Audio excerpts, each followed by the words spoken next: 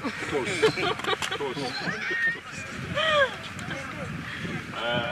afternoon, Ingenzi captain.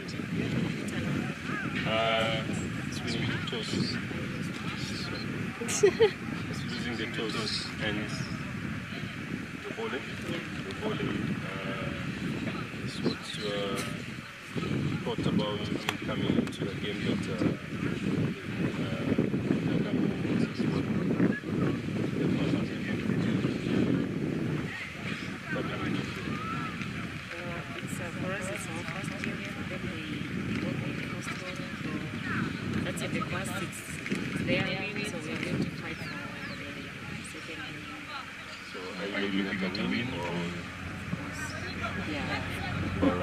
let's talk about it. Thank you. Susan, it's 1 out of 1. I'm just going to slightly on the toss again. We're looking forward to build on our first win and win again. Is any changes to the second team? Are you changing or you are sticking with the team that goes through? Actually, I would have to see the team sheet to tell you that.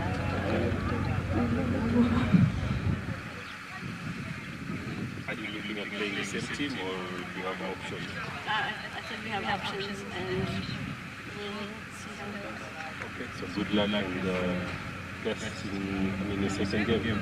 Thank you.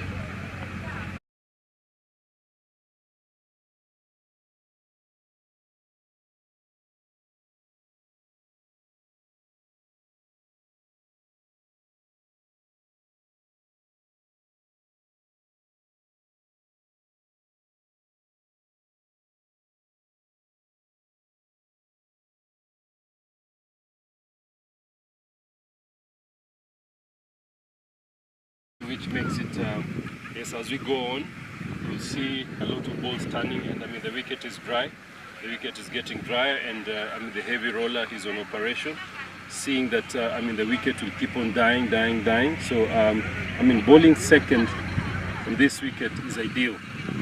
Batting first is good because you'll be using the rolled wicket, which will be very, very good for batting. So, for me, if I'd won the toss, I'll bat first and take the game away from opposition. And now that Ingabo is coming in to bat, it is important that they bat through. They make sure that they bat the innings so that they can have an opportunity.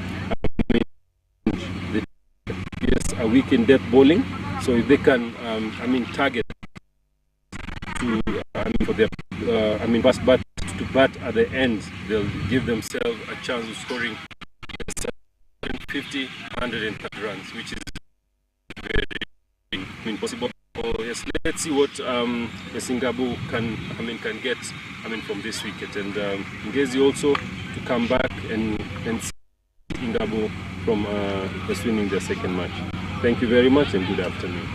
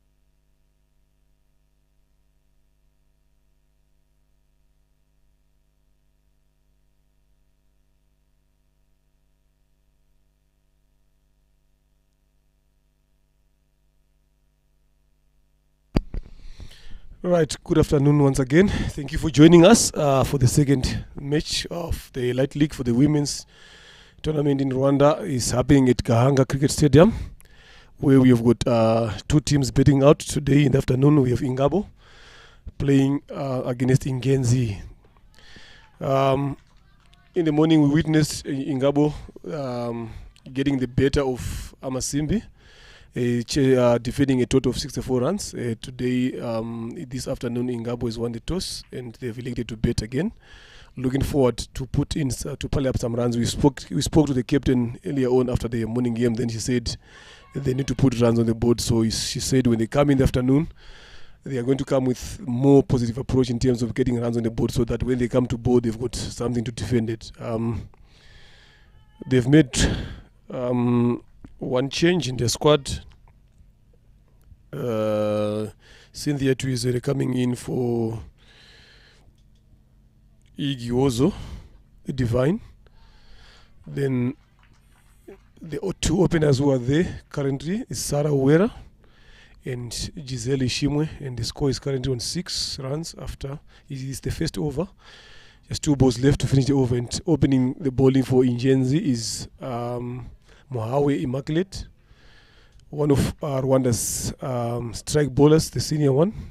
She has had a good tournament so far during this Kubuga. Let's see if she is going to continue her form with the ball and manage to take some wickets or stop some runs as the first over comes to an end with a total on 6. Sarah Uwera on 2, Giselle Ishimwe on 1. Just to check on the lineups of the team to see what players we have here for both teams. Is we are getting ready for the second over. We have Asima from Tanzania coming in from the pavilion end. She's coming in to bowl in the name of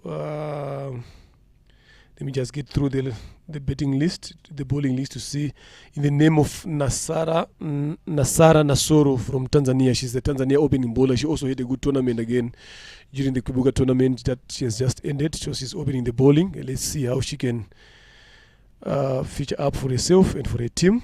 Their squad is which has got the Ingabo squad is with Giselle Ishimwe, the one who's opening. Good shot from her, sliced through the point region. They're racing out. They can get in only 2 runs. There's Giselle Ishimwe for Ingabo. There's Alice Ikuzwe. There's Katia Wamahoro. There's Irera Rosine. There's Nyira Kondineza Josian.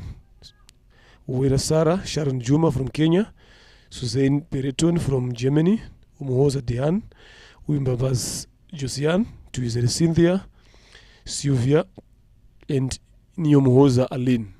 That's the Ingabo squad. Another good ball. Good start, dot. Played and miss. Then we have got the Ingenzi team. The squad is Bimenyimana Diane, the Rwandan captain, Mohawe Immaculate, Sifa Ingabire, and again Nasra Nasoro from Tanzania, Mukandi Senga Janet, Tumkunde Marie Jose. Another swing and a miss, came off the outside edge. If they had a slip there, I think they would have been made that first breakthrough. Good bowling again from Nasra. We have Wase Giovannis, another 19 there again. Flora Ilakoze, the wicket keeper. Laura Mopakedi from Botswana doing the wicket keeper's duties today for the team. Neema Micheline, Simbi Henriette, and Nakuzwe Dorian. That's the squad for the Ingenzi team. Is they are currently bowling their second over with the score 9, and with Sarah Uwera on strike. Good ball again, right on the money, straight on stumps. Let's see the solid defense about Sarah. Then it has been around the talk that when Sarah is betting, the run rate usually does not move, or even a strike rate is below around about 30% there as an opener. Now those are the things that she probably herself needs to think about and work on. Good ball again, outside the edge, straight to third man for 1. And earlier on in the morning, I think with Martin, this was the things that we were discussing about strike rotation, especially early on. In as much as you want cash in the power play, but sometimes it's not all about going for big shots again. Sometimes you gotta pick the right ball to hit. Not every ball that goes there. If you get better on ball, try to look for those gaps. You rotate. Then in the long run, you get yourself to find a boundary. Then scoring becomes easy. So that should be the approach I think these guys have spoken about since they failed to score the runs in the morning. Another good ball blocked. Good ball from Nasoro from Tanzania. That brings the end of the second over. Ingabo on 10 for no loss. Uwera Sara on 5. Gisele Shim on 3. Coming into ball a second over from the Banana Plantation end is Mohawe Nimana Immaculate for Ingenzi.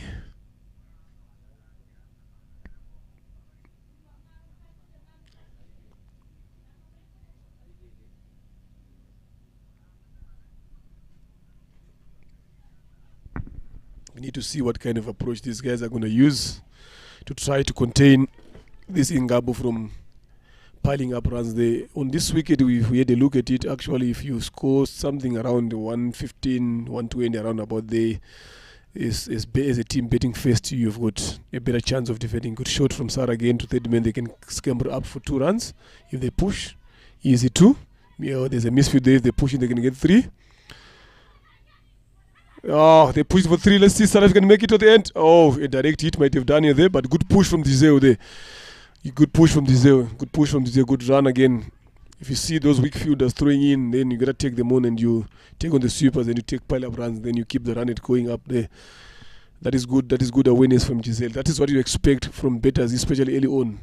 You understand? Try to get those runs as many as you can and try to run in the wickets as opposed to waiting for dot balls. You gotta try also to run off those singles, turn them into twos into 3s, things like that. Another good ball. Hit to point. And they managed to get a dot. Moawe Immaculate bowling very well.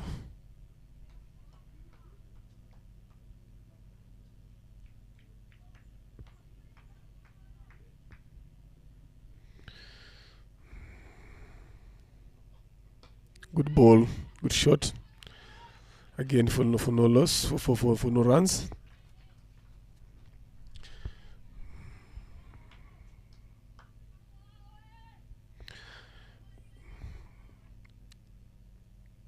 This is actually good to see ladies cricket being played at this level, especially played and miss. It beat both the bat and the keeper. Right down to third man, then they settle for 1 run. Good ball from Huawei. Like I was saying, it is good to see ladies playing cricket at this level, especially to upcoming countries like Rwanda. As an associate, we have ladies playing cricket at this level, trying to expose as many girls as possible to international cricket and to high quality cricket, like what these guys are doing. This is actually a good job from the board as the association in terms of making sure that these ladies are exposed. Good ball again from Mohawe, just past the outside edge of the bat. Straight, you can see the bounce and carry, how the seam is coming up, where she's hitting the right round around that off-stump line every time. She doesn't give too much loose balls. She's always there asking questions to the batter every time that she bowls. So things like that, that's what you need from your opener. She needs to set the tone early up in order to put that pressure early on. Try to win the power play as much as you can with dot balls. Again, good ball.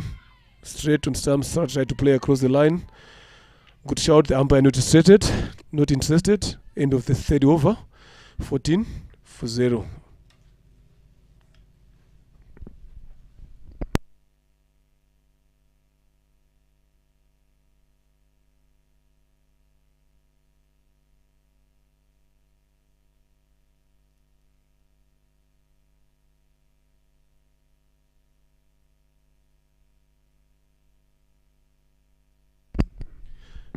You see again Nasoro coming in for a second over.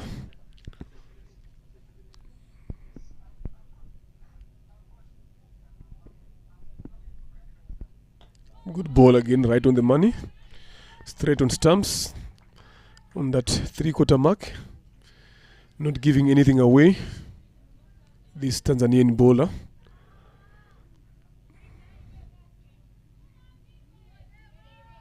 We also talked to her earlier on in the morning when she came to watch the morning game that how do you feel about you staying behind and leaving your team to go home.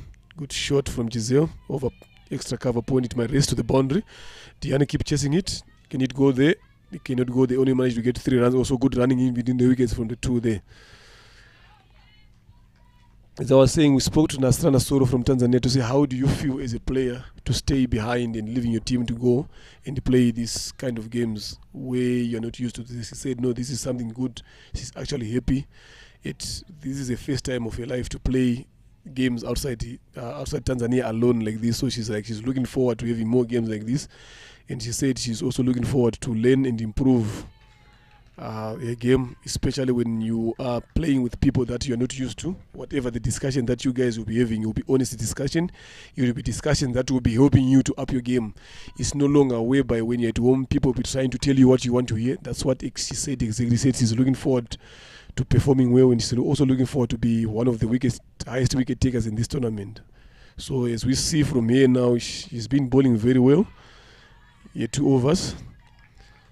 She goes some good line, it's some decent pace, and she doesn't give anything away. Like I said earlier on, she's always asking questions, making you play the ball. That's what you want from your openers again, especially as bowlers, to make sure that whenever they bowl, they're trying to use that new ball as much as possible. Try to make the batters play. That's where sometimes you get that nip off, take those outside edges, you understand? So things like that, that shows that she understands the game better. Good shot from Sarah to backward point for 1. There's 2 balls to end the over. They've only managed to get 4 runs in this over. So this can be another decent over for Ingabo in terms of betting. And we talked about the power play so far. I can give them ticks in the power play so far as we wait for the other 2 overs to come. Because they are currently on 18 for no loss. After 3 overs, we're getting into the 4th over. Again, another good ball. Still asking questions. Well done. Good ball. End of the over.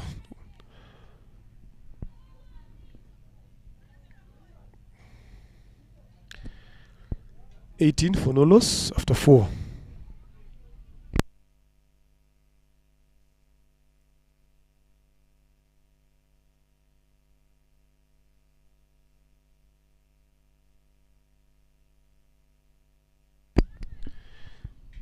Bowling change from the banana plantation end. Sifa Ingabire coming into bowl. An off spinner. She's coming into bowl during the period whereby you've got restriction. It's actually now a tactic that has been used by a lot of teams nowadays. It's no longer way back then whereby you wait for the seamers to bowl in the power play because of limited restrictions of fielders. But nowadays even spinners are taking it on now, and they're taking the challenge to say, let me take the challenge in bowl where I don't have enough protection so that I make myself to bowl under pressure and bowl the right areas and get as many dots as I can in that region. Then Sifa coming from there to bowl here off spinner to Sarah. She starts off with a wide down the leg side. Good call from Giselle. Just to complete that single, they get 2 runs. The current run rate is at 4.50.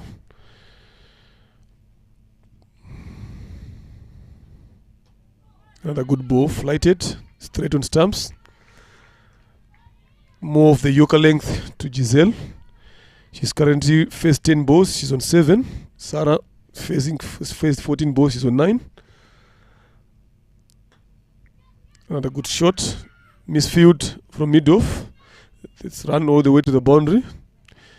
That goes for 4. These are the things that you as a fielding captain, you don't want to see. Even as a bowler, you don't want to see from your fielders. When you bowl a good ball, it is supposed to be stopped. You gotta work as a team. Now, if things like that happens now, it takes all the morale down for the team. So it's things that people should need to, especially in the power play where you've got limited fielding restrictions. You gotta have your fielders backing you up as a bowler. So I don't think the captain is gonna be happy with Mohawe Nimana fielding it mid-off there.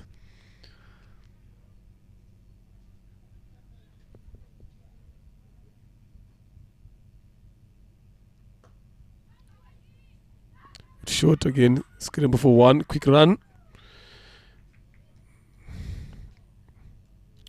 It's the awareness for the fielders that is a bit down for Team Ingenzi here. If they just pick it up again, I think some of those runouts, if they take them early on, they wouldn't pay at the end of the day. Sifa comes in for a fourth ball. Good ball again to Sarah. Just a drive straight to mid-off.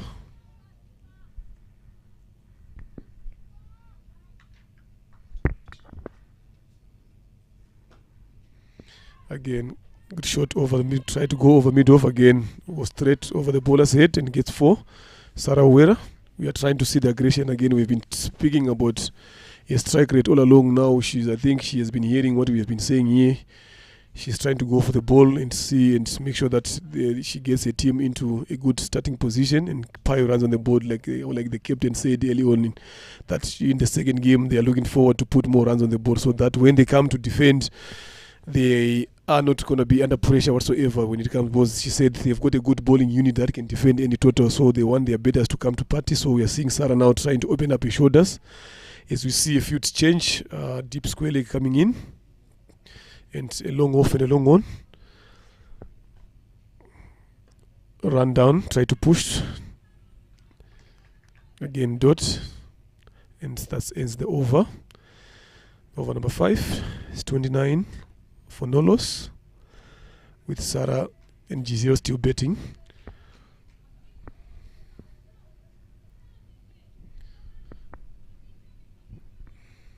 And another bowling change from the pavilion end, where we see Giovannis Uwase coming into bowl. So one of the upcoming under-19 sim bowlers.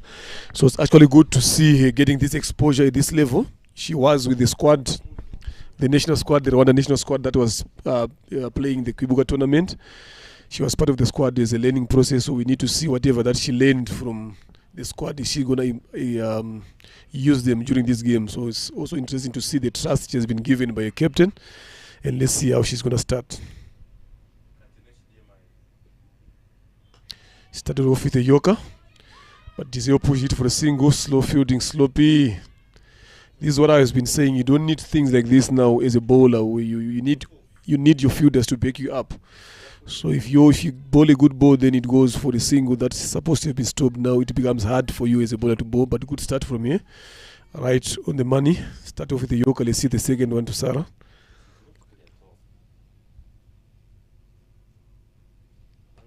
Good shot again, short and wide, full, or fielded down there at the boundary by Nasara. Good throw on stumps. I'm joined here by our general manager, Mr. Emma. I think the tournament started well so far. Look, just after the Kwibuka here. Now we are going into the Elite League, the second game. I think you've witnessed the morning game. What can you really say to the fans out there or to the people out there about these games? Thank you, Leonard. These games is all about trying to get the girls play more games, more quality games. That's why we chose to have the Elite League and beef the teams up with some players from these other countries that participated in the Kwibuka tournament. The beauty about the Elite League, we are now seeing new talent that is coming up, and we hope that this will give them a platform to showcase their skills and talent for the game.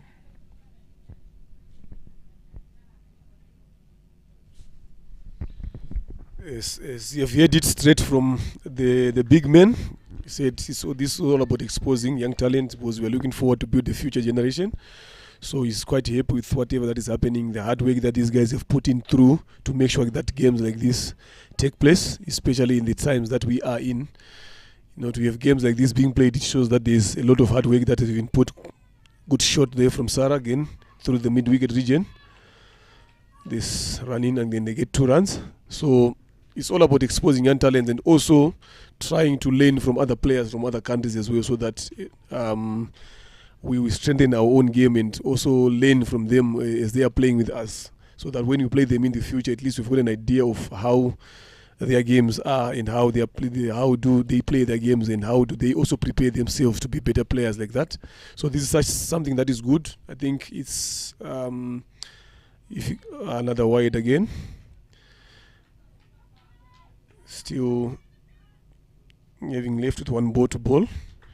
If you look at a lot of the teams, even especially from associate nation that play these elite leagues, I think this is the first time for a country like Rwanda to bring in players from different nations to come and feature in their league. What was the thinking about it that you, Mr. Emma, to bring those players in, and what made you come up with that idea? I think the reason why we wanted to have quality players and also the players to learn from other players in the associate nation that are playing in this tournament. Also for them to gel and learn from each other. And this is something, it's not a one-off, it's something we're looking at having every year, so that and we shall continue inviting the foreign players to come and play the elite league. And as you see from the planning process with the coaches and the technical directors, we are trying to expose the young ones. As we have also the under-19 tournament, World Cup qualifiers coming up, we want the young ones to play a lot of games and giving them the foreign players to come in. It gives them the confidence to perform at a higher stage. As you saw the last over bowled by Giovannis, you could see that she has that low talent that needs to be enhanced. Now you can see the new left arm spinner coming in. She has created a chance but dropped, and I've gone for 2 runs.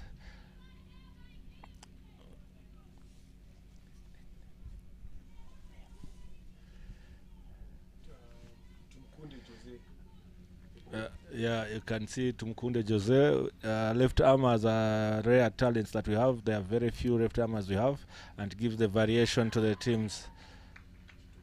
And she takes a wicket of Giselle, who is one of the top batters in the competition, and that I'm sure it's going to give Tumukunde a lot of confidence going into the tournament. Good breakthrough there from the youngster. The score is on 39 for 1 after 6 overs.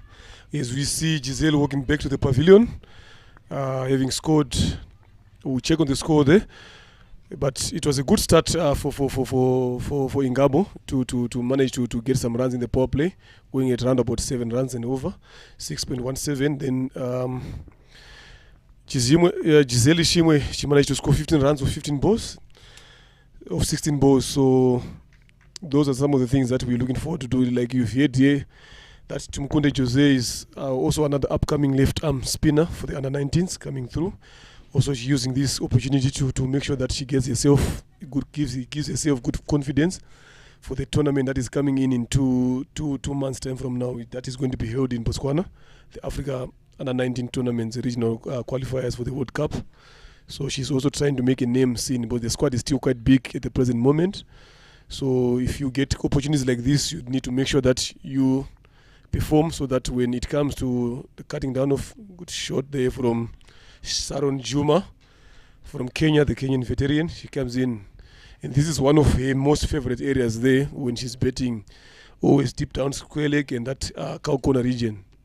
So let's see how this youngster is going to come back, especially when you're bowling to players like that. Now you need to make sure that you get all your right lines right in order, you get everything in place so that you don't get punished for that. But like we said, it's also some of a learning curve. Sometimes you got to learn the hard way. So that is the other thing that the manager said, that this is also good to expose these youngsters at this level, as opposed to here meeting Sharon at international level, but he has to meet here now. Another swing and a miss. Good ball. Yes, good comeback from here. So let's see, she's got on one boat to finish up the over, and see if she's gonna finish up the over on a good note. So they've taken 6 runs so far in this over. Again, good bowling, swing and a miss. You see the lines again that she's bowling now. This is a good comeback from her. Tumkunde Jose Marie. You can see the confidence, the way she's running back to her run-up. She's looking forward to take the challenge on. That's what you also need from bowlers at that age, to come, see that another swing and a miss. Good ball. That brings it over to the end. Good comeback, 3 dots. The score is not 43 for 1. After 7 overs, Uwera Sarah and Sharon Juma from Kenya.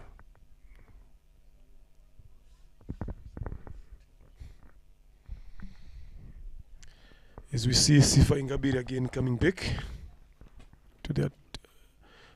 They've changed ends now. She's coming back from the pavilion end just to bowl now after the power play. Now she's now able to put at least 4 guys outside if she wishes so. And see how she's going to bowl during this period. And she's bowling to Sarah Uwera.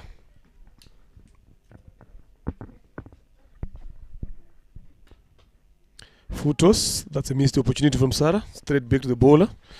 That should have gone. These are the chances that you later on in your inning you start regretting that I should have punished those balls. So when balls like this come, those are the balls that you need to punish away. Then you cash in and up the run rate again. Drive straight again to the field at cover.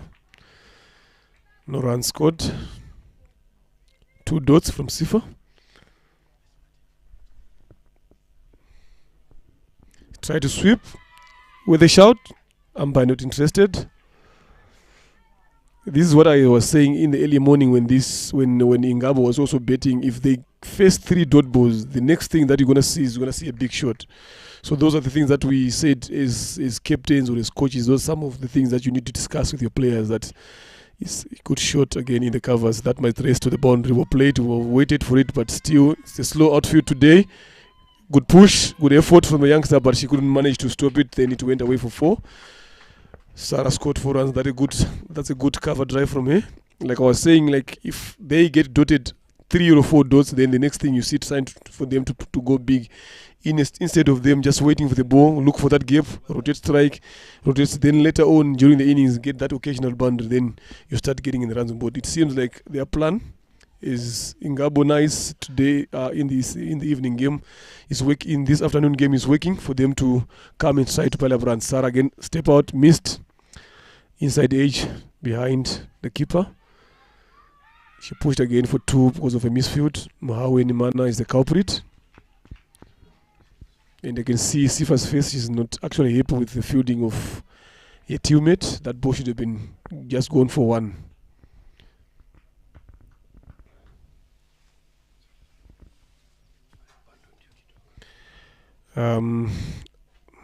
Something happened there. Dead ball. I think dead ball. Martin had a long lunch. I think it took him 1 hour 45 minutes to eat lunch. I don't know what he was eating. It seems to be a good welcome back. Welcome back. I've joined here with Martin Stuji. He's back. Our technical. Again, Sarah. She's failing to dispatch these full tosses.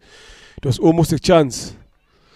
So I'm joined here by our technical director, the Rwanda Cricket Association technical director, here after lunch. Then we also have got the Secretary General for the association, Mr. Julius Mbaranga, in the comment box. Martin, I think you've got 1 or 2 things to talk to him about how this tournament is going and even the previous tournament.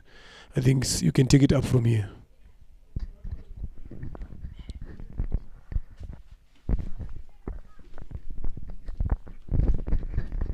Yeah, good afternoon there, Lenny. I was just consulting with the coaches there as what was their thoughts in the morning, just consulting there, with Francis.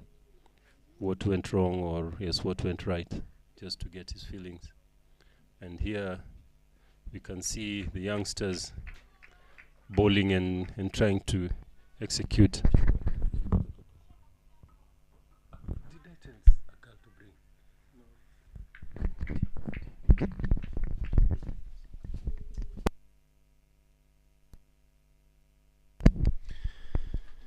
Sweep shot straight to mid wicket from Sarah Wera.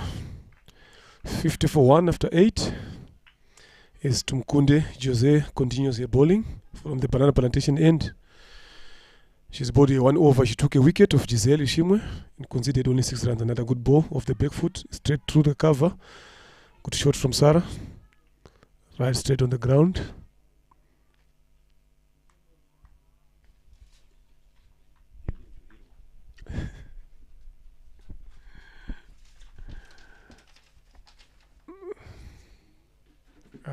Tumkunde Jose bowling, left arm spin. Shot again from Sharon Juma to mid wicket. There's misfield there. Can they scramble for 2? Yes, they're pushing for 2. That was well hit. Some power behind that shot from Sharon. This is one of your trademark shots. She waited for that ball straight across, then it went through to mid wicket region. You were saying, Martin? Yeah, 50 for 1. Sarah looking as if she's she's gotten her mojo back. The morning game, I think they spoke, they analyzed themselves, and I heard the coach saying that that they just need to, the batters need to bat, and the bowlers need to bowl. So I think there's a difference of strategy here, saying that if they can just take care of the ball and try and bat long, would be an added advantage to try and bet most of the overs. As I can see, Ingabo Knights here taking the game, thinking about it, and as they, the current run rate is 6.2, and Tumkunde has been 6 for 1, batting through here, and Sharon 4-4, trying to see how they can reach a better score. They look this afternoon that the plans are totally different. The strategy is much better. There's a change of bowling. Sifa Ingabire coming in to bowl her first over. Off spin, bowling to Sharon. And Sharon takes her guard there, takes her leg stump. The field, the protection is square leg, deep square leg. And mid-on, what a shot there. 1-0 down, and Sharon favoring the cow corner region.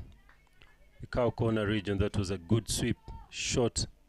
If you look at Sharon's swagon wheel, she fancies cow corner. There she goes. What a shot. She waits for the ball and time is very well to deep mid wicket for a boundary. That was a powerful hit. Ingabire comes in, bowls again, and Sharon off the back cuts the ball through covers, and the ball races through to the boundary as Giovannis gives it a good effort. That was very good committed effort by Giovannis. It's good to see commitment onto the fielders chasing the ball. Look at that. Look at the energy. Look at the chase. This shows that even fielding here that is a great effort there by Johannes to try to stop the boundary, but the ball is races to the boundary. Julius, come and speak to Dogo.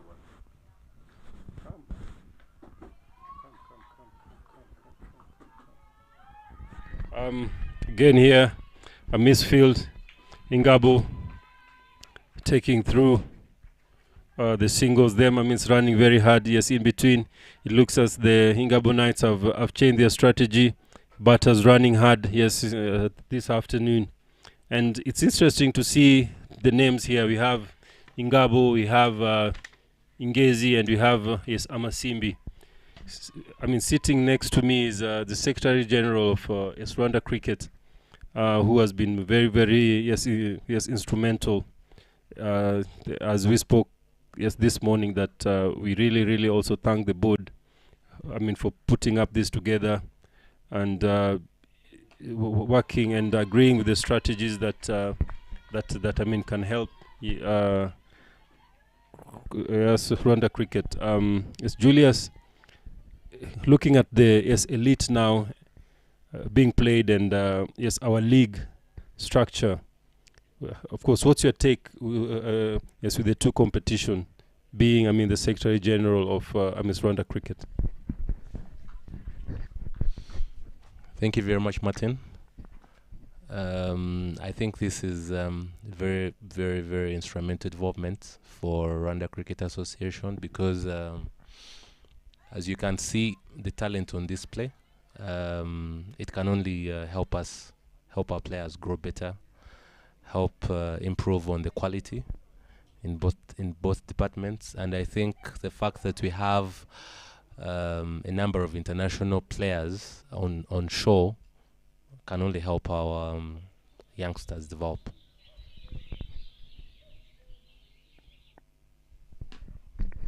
Yeah, thank you, Julius.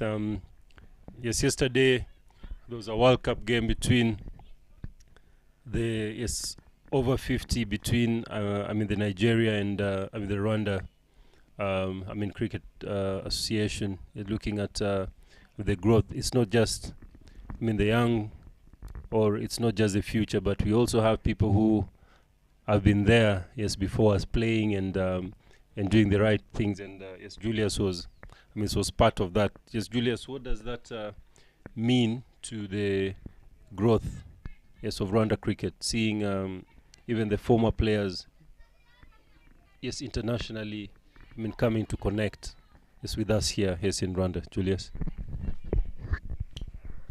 So thank you very much. For those that missed the game, it was really spectacular atmosphere and outing. And the president of the Nigeria Cricket Federation rightly put it, the game in itself was it was beyond just having veterans coming together to play a game of cricket, but the foundation of what was happening was to strengthen the bilateral ties that already exist between the two cricket federations and to sort of identify more synergies between the two countries to sort of take the game of cricket to the next level. So we believe that a lot is going to come out of what we've already built, and we hope that we can only take it to the next level from here. Thank you, Julius. 65 for 1. Yes, almost halfway. Immaculate coming into ball to Juma. And you can see the energy here, and you can see the ball being hit this afternoon as Nasoro runs across to clear the ball. He cuts the 2 runs, but Sharon and Sarah are really partnering here very, very well. Julius, this elite, did it come too late for you being a former player and being part and parcel of Rwanda growth? If this was done, what a shot again, which has been hit off the back foot for boundary for 4. Sharon showing her skills here, very, very good. At 69 for 1 of 10 overs, what a shot there by Sharon. She hits it through the covers for the boundary. Julius, back to you. Do you think that it has come late, or to you, looking at the pathway that you've gone through, you are one that has shared a lot. You've seen where Rwanda started and where, of course, Rwanda is. What's your take, Julius? Well, of course, if I'm to be honest, I would have wished that it came a lot sooner, but we also have to be very realistic of where we're coming from as an association. The game is hardly 20 years old in this country. So I think it's been a learning curve for the association, and I believe that it's better to take your time and start something and not look to go backwards than wanting to run before you even know how to crawl. So I think whatever has worked out in good time. I think there was a lot that had to go into making sure that we had the right personnel to make this happen. We had the right players. The development structures were where we wanted them to be, and I think this only goes further to highlight the strides that have been taken across the board. That's very, very true. Yes, looking at yes, what Julius has said, that they say, I mean, God's time, yes, is normally the best, and we totally appreciate. Yes, looking at the facilities now coming up, now that we have an extra ground coming up in maybe a few months, and looking at now elite, yes, what is the future, yes, of Rwanda cricket as, I mean, Secretary General, somebody who actually, I mean, understands the operation and how things are done? Well, I think when you look at the countries that have played this game at the highest level, you can clearly see that they play a lot of cricket, and that is only possible because they have the facilities and the infrastructure for that to happen. So for us, we know that there are no two ways about it. We need to have the right facilities. We need to have structures in place, but also the right facilities to make sure that even the brand of cricket we are playing is at the level we want it to be. So this is the second ground is only, not second ground, the third ground is only going to make us play more games, and with more games, of course, comes more experience and exposure. Will also be, I believe, will also be in a much better position to host more international tournaments, and again, that in itself brings more exposure to our players. So I only see us going from strength to strength. Yeah, very true. As I said, I mean, growing by yes, every step. It's looking at the elite now that we have three teams. What would be your ideal dream? Just looking at what you're seeing, yes, in front of you, as there's a change of bowling from the, I mean, pavilion end. Looking at what would be your dream as I've asked, yes, looking at what you've seen, of course, what you're seeing, yes, in front of you. Yes, we've talked about the other nationals playing, like the keeper. Yes, Laura there batting, and you're looking at, I mean, Sharon Juma as well. You're looking at, I mean, Nasoro out here. What would be your dream? I mean, it's looking forward, of course, when seeing this, Julius. Well, thank you, Martin. I think I'd love to see players from ODI playing nations being part of this competition at some point, because again, I think one of the key goals that we're trying to achieve here is for our players to learn from the very best. So having internationals from ODI playing nations like India, like South Africa, like England can only make this competition grow in terms of quality. Basically. So yeah, that would be my dream, to have the very best being part of this competition at some point. That's very true. Very modest there. Very simple dreams there. And today I asked the, I mean, development manager if he turned tomorrow in the office and there's $1 million for our cricket. If it was you, I mean, where? And he said that if he gets that, the first thing he'll do is to strengthen the development in terms of, yes, infrastructure in other hubs, especially to build a ground, to build yes, a net facility. Yes, we all have dreams where we are, and today, Secretary General, you turn up and yes, there's $1 million. Yes, what would be your thought, or yes, what is something that would, strike you, to do for the, development of the game? Well, I wouldn't want to go very far from what the development manager said. I think I'd have the same sort of thought. We've seen Gahanga Cricket Stadium is about 7 years old, but we've seen the numbers in terms of playing numbers, the numbers that have come from the neighborhood.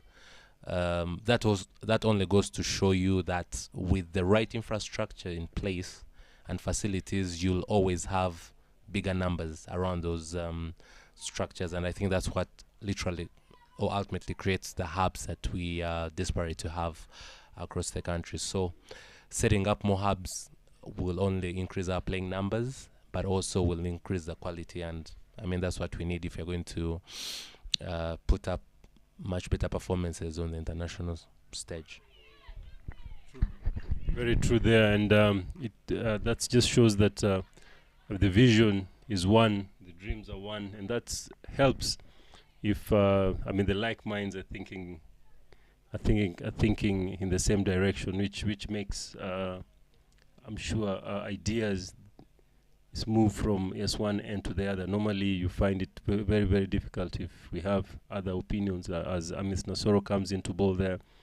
Balls are slow ball and it's turned down square leg for a single and it's picked and a direct hit. Something that the girls have done so well is to hit the stump.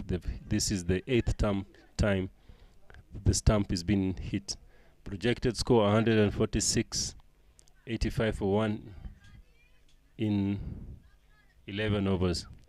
Yes, last year we watched Kubuka, Julius, and this time around, if you can see the runs scored, this time we had is 95, which even I think last year we had 96 runs being scored by individual. We watched Kevin Apio scored 230 runs, and this year we've had an improvement in averages coming from 5.5 to 6.5. So how do you compare the two competitions, last year and this year? Of course, looking at the stats, and you've just said that the numbers of cricketers playing here in Gahanga has also improved. Julius. Well, I think overall this year's Kwibuka has been a notch better in terms of course, by default, the number of playing teams. We've had a record turnout this year, or we had a record turnout this year. But also, I think in terms of quality, I think we can all agree that Tanzania could have brought the best out of all the opposition. I know that they seemed like they were cruising against whichever opposition they played against, but usually when you're playing against the very best, it also brings out the best in you. So I want to believe that also had a bearing on how some of the other players performed across the board. Very true.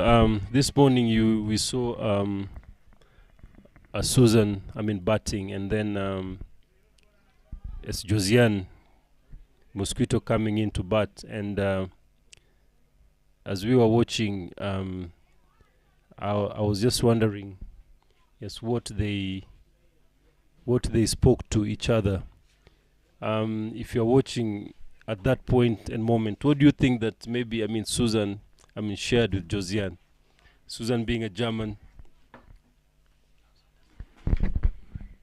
and as Josiane being there, and as you're watching, what do you think that they communicated? You being a cricketer, this person is coming. You the language barrier there. I mean, so what do you think that they spoke about?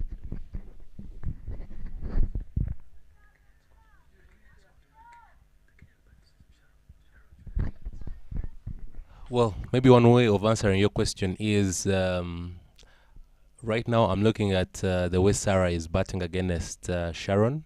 I know that Sarah and Sharon would communicate more easily because I think they all speak the English language. But I also know that in the just ended Kwibuka tournament, I think Sarah's strike rate was left a lot to be desired. But oh, commentators curse.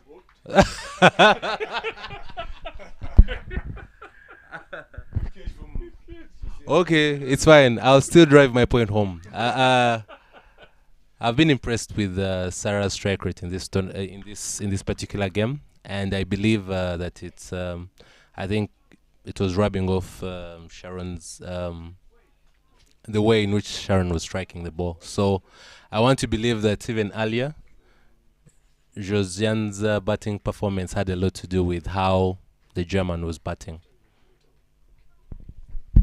Yeah, true. It's interesting where yes, this tournament is bringing yes, different people together and very, very quickly, and they have to move on as Julius was saying there about Sarah. She of course was impressed on how Sarah has actually stepped up, and yes, it's the rubbing on from from Juma, and that's what it's all about. Yes, is learning from from the best, be playing together and driving something new. As Tumukunde took a brilliant catch, a bullet there from Sarah Uwera, just shows that the youngsters are also willing to learn, also willing to continue. Coming in is Katia Humahoro, coming in to bat at number 4 at score, which is 92 for 2 now, 13th over going, and I'm really impressed also with the keeping of of Laura, who has for me has been outstanding keeper, standing on top. Ball's a short ball to Mukunde there.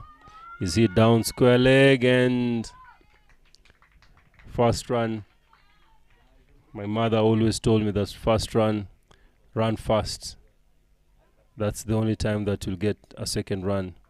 I can see the Ingabo is really stepping on the pedal here, and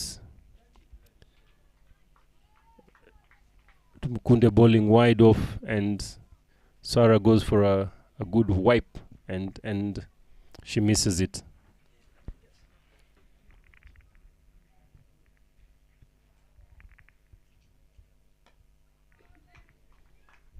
Maybe just the last question for Julius. Julius, what happened yesterday? For me, I thought it was a very good thing. The veterans coming in together, trying to just having forming that partnership.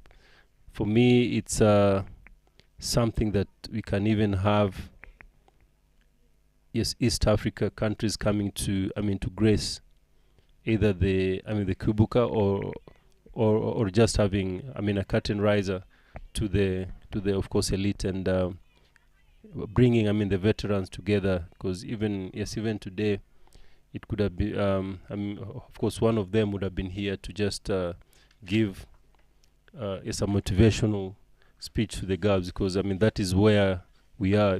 I saw the some veterans from yes, our Kambwe, the the Rwandan side, the veterans from the Nigerian side, the president. It could be nice for then the Nigerian team was here, the Rwandan team was around here, so I thought it could have been the best time to bring the former, just to to motivate the youngsters. Do you think that motivation is a good thing from the veterans? I want to believe that it is, because for for our young players, I'm sure they look at veterans as, role models, not just on but off the pitch. As you could tell from yesterday's, from players that turned out on both sides, many of them have played the game at a fairly good level. So,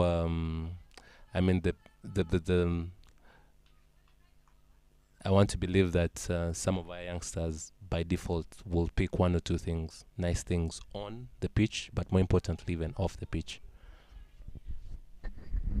Yeah, that's true, and that's where the veterans really do come in. It's about also transition, them seeing that yes, one day the game will also require me at 94, at 96 for 2, the 15th over coming in.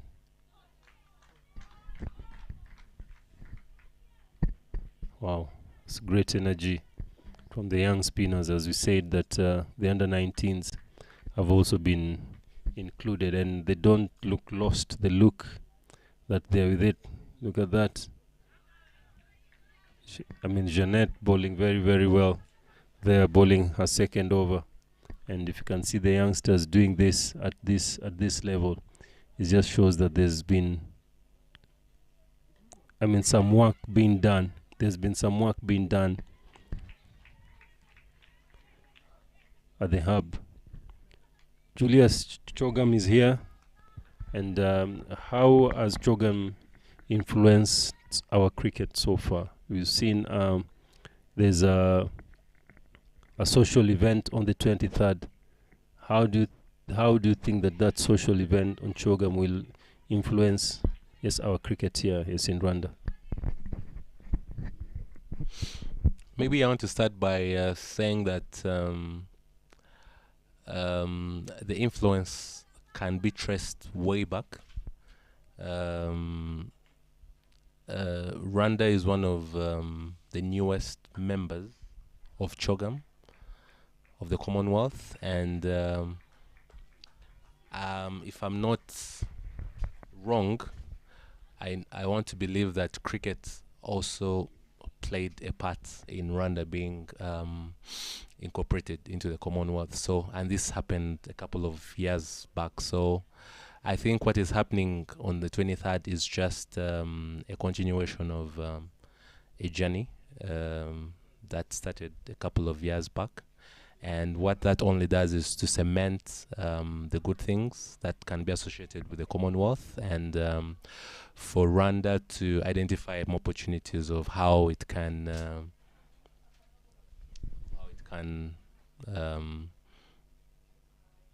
benefit from such a huge organization or a big body. Thank you. There's always one more question, as they say that in Kenya that his matatu haezija, there's always one space for the next person. As Tumukunde comes in, Sarah goes for a heave. Inner edge, go Katia. Katia goes for a heave, she misses it, and she gets a single. Sharon needs to be the anchor of these innings to try and bat through, to try and take the game away from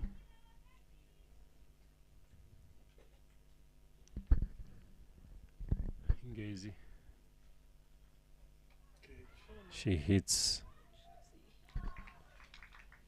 They say that the commentators curse again, as you just say that Sharon should be the one to take the team to home, and she mistimes it, and she's caught by none other than Nasra, who is she looks a very good cricketer, very agile, very good with the ball, very good with the bat. And as I said again, Sharon looking for the cow again, and look at the skill of catching that ball, looking at the follow through, look at the calmness that it's been exhibited there. Alice comes in to bat. Alice Ikuzwe comes in to join her teammate Sarah Omahoro. It's women empowerment. Women empowerment. we saw the First Lady umpire, Tommy Topi, umpiring. Now we are seeing Lydia Caparo umpiring. Yes, how do you feel that cricket is empowering women here in Rwanda, Julius?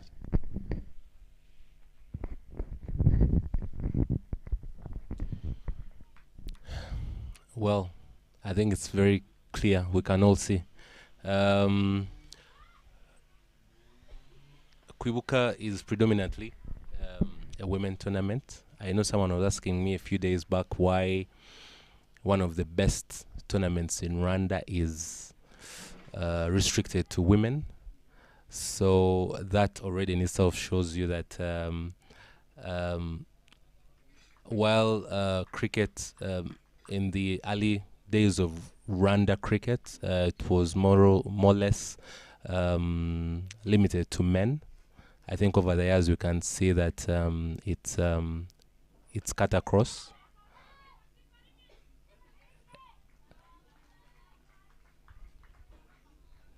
And as you can see from the numbers as well, from the development setup, it's very clear that it is more or less the same in terms of numbers. So this already tells you a lot about what RCA's intentions are when it comes to spreading the game of cricket across the country.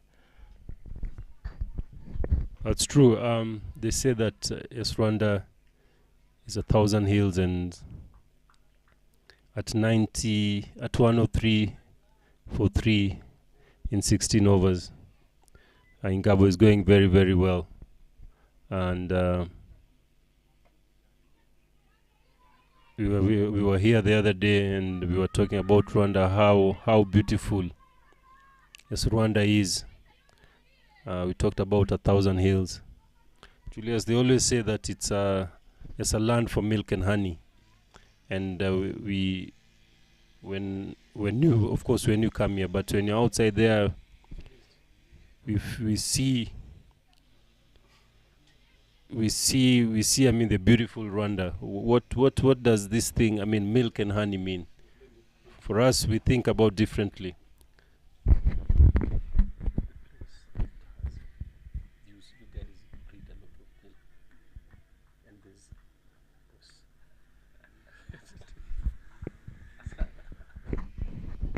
They say it's a place that produces a lot, and you'll never miss milk. And it's coming from me here. When we train, the boys sometimes prefer that instead of taking water, they drink milk. It means the health, the food is in plenty, and it's back home in Nairobi. To get honey, you have to go a distance. But here, it's a land of milk and honey. So when you want to enjoy milk and honey, this is the place. We're joined in by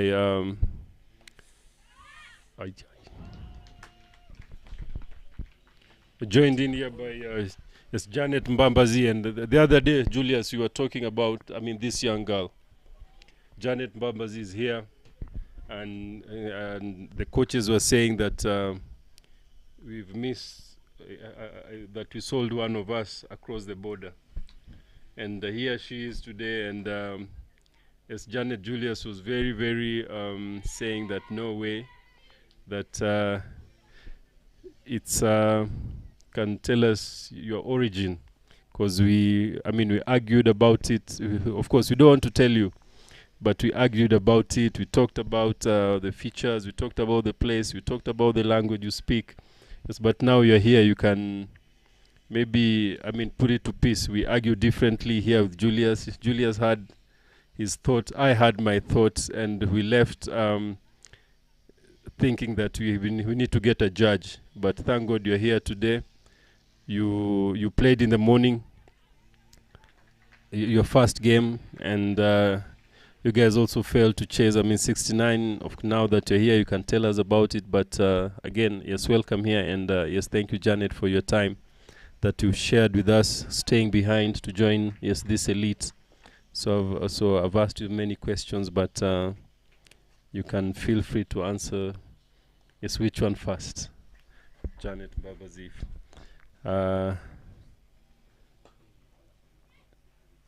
An international, yes, Uganda international player. Very, very, yes, instrumental. She's an all-rounder. She claims that she's an all-rounder, but for me, I think she's more a better batter than a bowler. But I think she cherishes herself being a bowler. But where I am, she's a batter. Miss Janet, yes, welcome. Thank you. I'll answer your first question. I am from Uganda. Okay, so my dad was originally from Rwanda, but I was born and raised in Uganda. So so who wins the argument? Is it Julius or Martin?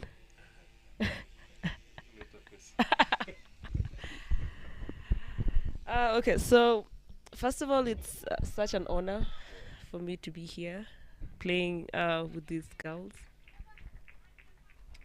I think it's such a great opportunity for me to play with the Rwandese in a country that I would call my second home. I'm learning a lot from the girls, from the girls, the under-19 girls and the senior girls as well. So it's good for me. The morning game against Ingenzi, I think you also saw some good bowling from Josane. Yeah, Josane and Giselle as well. But I think that the bats ladies lost. I mean, it was the job of the batters to chase the score, and as Mr. Leonard said in during the commentary, I think we just needed us to understand that it's a low score and we just need to go easy. Run the ones and the twos, and it's something that we did not do well. We also had a couple of runouts. I think there was a lot of maybe language barrier, or we're not just understanding each other. Oh, I personally, I think, forgot that I was running with. Maybe for a second there I thought that was Kevin Awino on the other side. So yeah. Yeah, true. That's very well bowled by Sifa there. One of the national team players, off spinners coming into operation at 110, 17 overs. After here, it's 12 balls. Coming to score to chase a low score. Is it mental that we either finish it or they get us, or there's always a process needed? You are the ones who bat. So is it a process, or it was go finish it and let's go home? Well, when I went in, for me, definitely, I knew it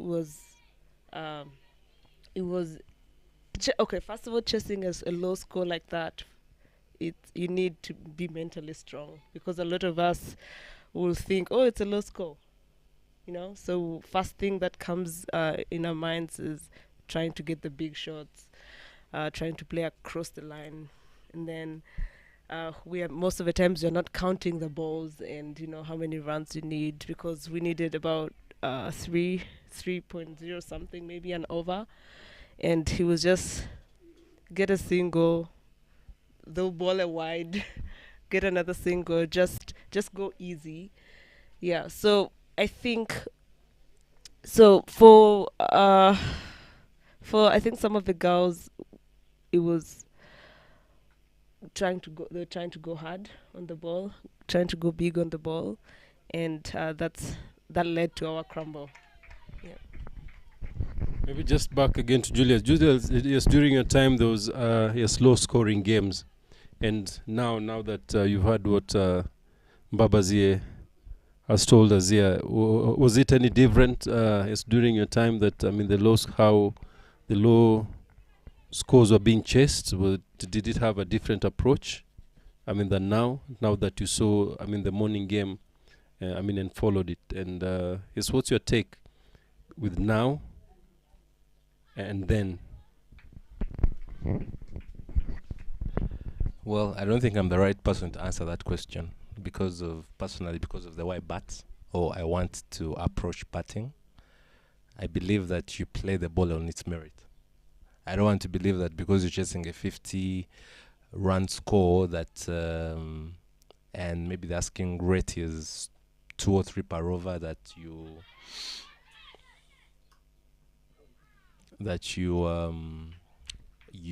cut back on how you usually bat. So personally, I believe that you play the ball on its merit, and if it's there for the taking, you take it on. Yeah, there's also nothing wrong with chasing down the score in 5 or 6 overs, if if that's what it comes down to. So guys out there who are listening, always be aggressive. Interesting. Interesting. I could see Julius holding himself there, trying to be modest. Even yesterday. If you look at yesterday, you guys were cruising at some point at 876 in around 7 overs, and then yes, Julius, the shot you played. Yes, now that you're saying that, yes, was it necessary?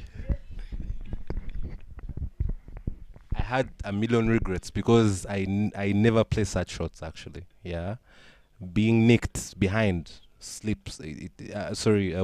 Wicket keeper is. I didn't like it. Yeah, that was very me. Yeah, so yeah, and that goes ahead to explain what I'm saying. Always have the intent and try and make those runs. Interesting. Then from there was a small collapse, and you could see the dugout yesterday. The captain was seeing who is next, and at some point when the next batter went in, I think he got a duck and came back, and yes, all of a sudden the captain was asking questions to Julius. Yes, why did you play that shot?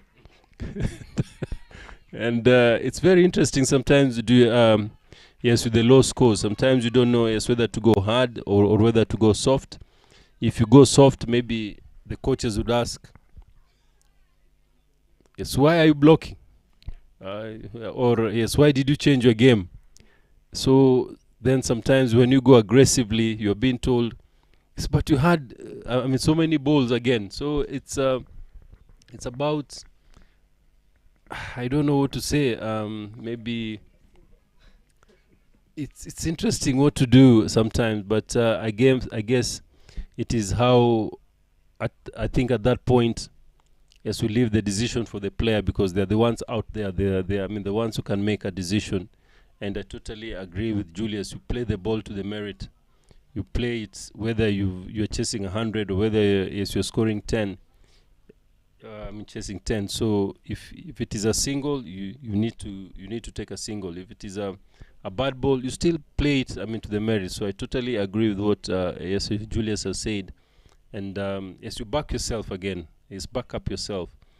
Unless you sweep a short ball, then that will be interesting. Or you try to pull a yorker. I think then that would be a different question. But if you pull a short ball, if you try to pull a short ball and get out, definitely as you're playing the right shot. At 118 for 4, last over being bowled by none other than Muhawe Mana. Very, very experienced with this type of situation. And the Ingabo have batted very, very well this afternoon to get to 118 for the loss of 4 wickets.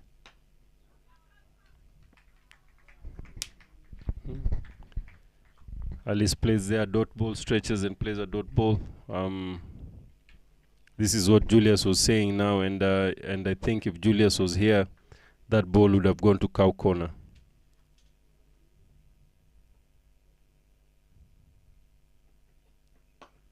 There we go. Driving through covers, well stopped. Hit. The other day, Julius, you were saying that for you, you don't see covers. You always see the cow corner and deep square leg. Is it true now that you're here? We were talking about it here at the commentary box that if Julius bats, he never appreciate getting runs through covers. Maybe he can clear the air for us here, Julius. No, that's inaccurate. That's very inaccurate. I think the point I was trying to drive home is that cow corner is one of my favorite scoring areas. So, and I back myself to always score runs in that region. So, and it comes a lot easier for me. So I want to do the easier things. Yeah. Yeah, that's true. He has still avoided getting runs at covers, so he's picked. And again, it's important to play to your strong point. There's nothing wrong as batters or as bowlers. You bowl to your strong point. If you can bowl block hole and it works for you, back up yourself. If you feel that you are stronger in the cow corner area, back up yourself and actually time the ball and have a good follow through towards that. So the point here is backing up yourself. If you're a fielder and you want to field at covers, you go to back up yourself, and I think that is the important point here that we are trying to say, that when you bat or when you bowl, whatever you do, you go to back up yourself and always play to your strong point. If you're a backhand, if you're a bottom hand player, use your bottom hand. If you're a top hand player, use your top hand. 120, 121 to get. Ingezi coming in, will be coming in to chase 122 to win.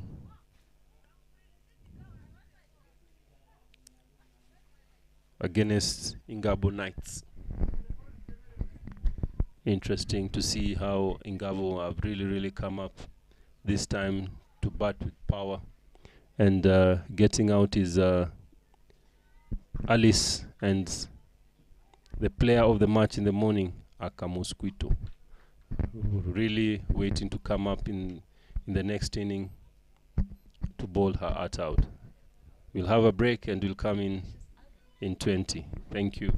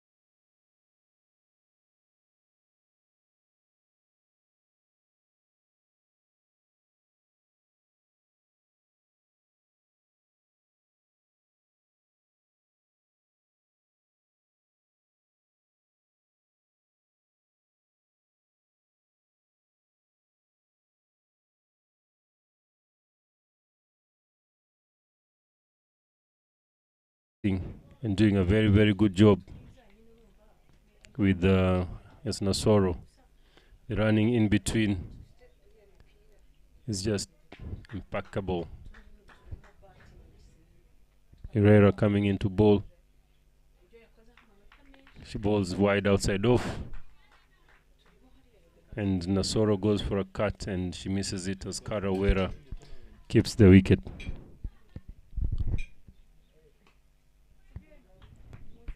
It's full, driven to covers.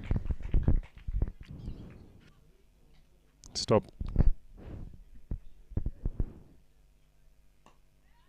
Oh, that's a good shot. That's a good shot. See if I was spectating the ball to the fielder as Nasoro. They say that when the ball passes you, it is the person who is watching the ball to take a single. If the ball passes, if the ball is behind you, you look at your non-striker either way. You don't escort the ball with your eye. That's a good over from Rosine.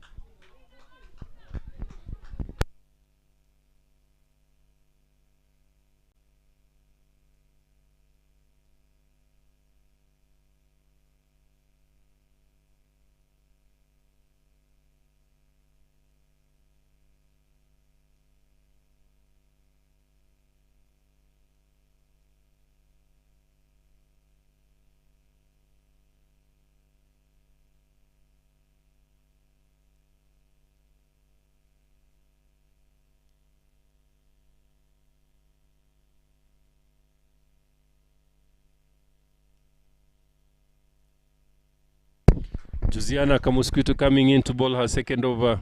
She bowled very well this morning to get the first player of the match award this morning by bowling very, very well in the morning. She bowled 3 overs, 7 runs for 2 wickets. And with the bat, she got 17 runs in 16 runs in 19 bowls. She's a busy-bodied cricketer. She bowls hard, she feels well. And even today, it was nice to see her coming in at number 7 for her team, and she got valuable runs for her side.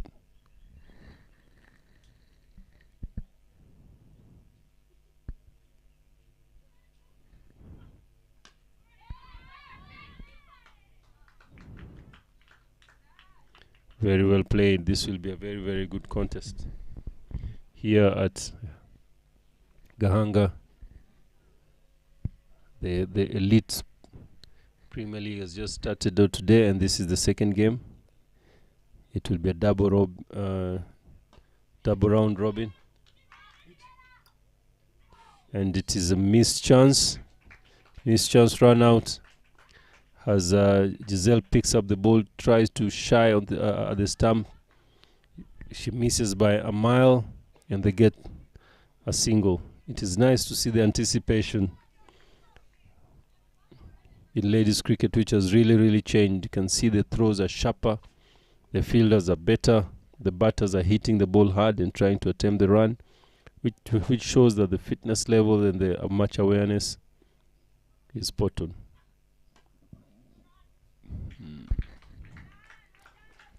It would be nice to see Suzanne getting 2 out of 2 and going home with 4 points.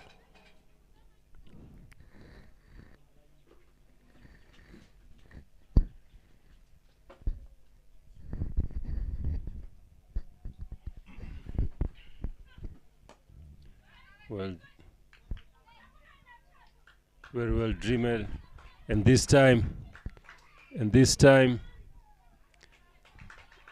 Giselle hits the stump, but because of course not backing up, they're able to get another single. There's a very, very good match awareness here from the fielders and the batters, getting a single after an overthrow, and the bells have been dislodged. They saw the opportunity and they used it. 16 for none, 2 overs. Giselle bowling straight, stump to stump. Sorry, Josiane bowling stumps to stump.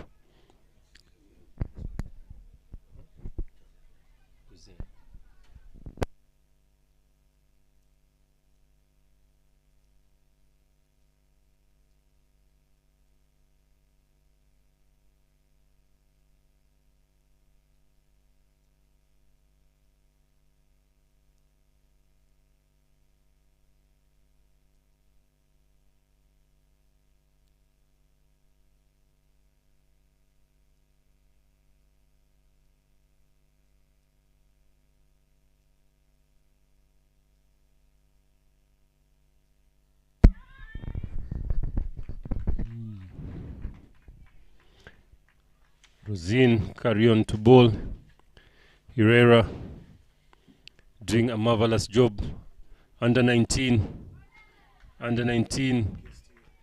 keep bowling her line and length, and you can see the awareness that T20 is a game that comes quick and sharp.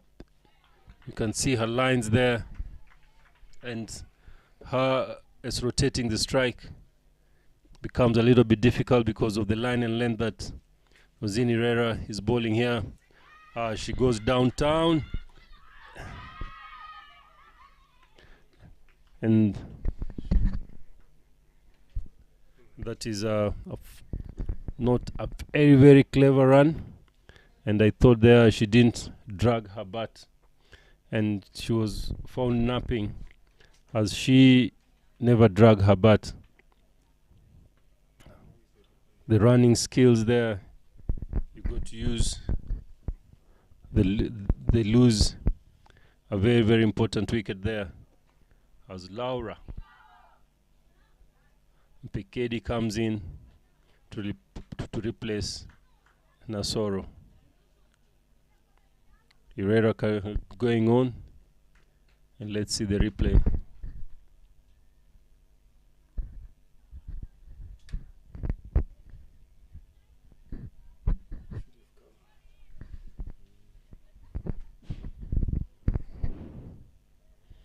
Joined in again this afternoon as Laura takes her guard. It's nice to see her join Sifa Ingabire in the chase of 122. Current run rate has dropped to 4.5, and the required run rate has increased to 6.2. Being joined on the commentary box, we are being joined by Quinta Abel, the vice captain of Amasimbi. Coming up during the Kubuka, she was judged the player of the series, coming into this tournament.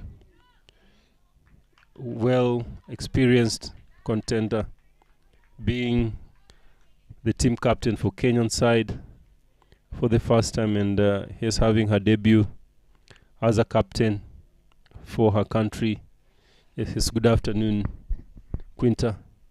Good afternoon. Good. Good afternoon. Good afternoon. Yeah, coming in for as a captain for the first time for your country. Yes, what was your feeling coming in? He's replacing Miss Maggie, who has been instrumental. Yes, how did you feel? Fitting into her shoes. I would say it wasn't easy. Having missing Margaret on the field, it wasn't an easy task.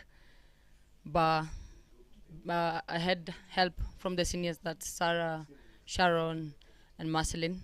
I think I did a very good job with their help and the whole team. Yeah, that was very, very good. Coming in and still playing and being judged the player of the series in the just concluded tournament. You played very well. You batted well. You bowled well. yes, what was the reason behind, that performance? Was it good preparation? Was it just that because you're Quinta? Just take us through on how you played the tournament at 18 for 1, 4.1 overs gone. The current run rate, 4.2.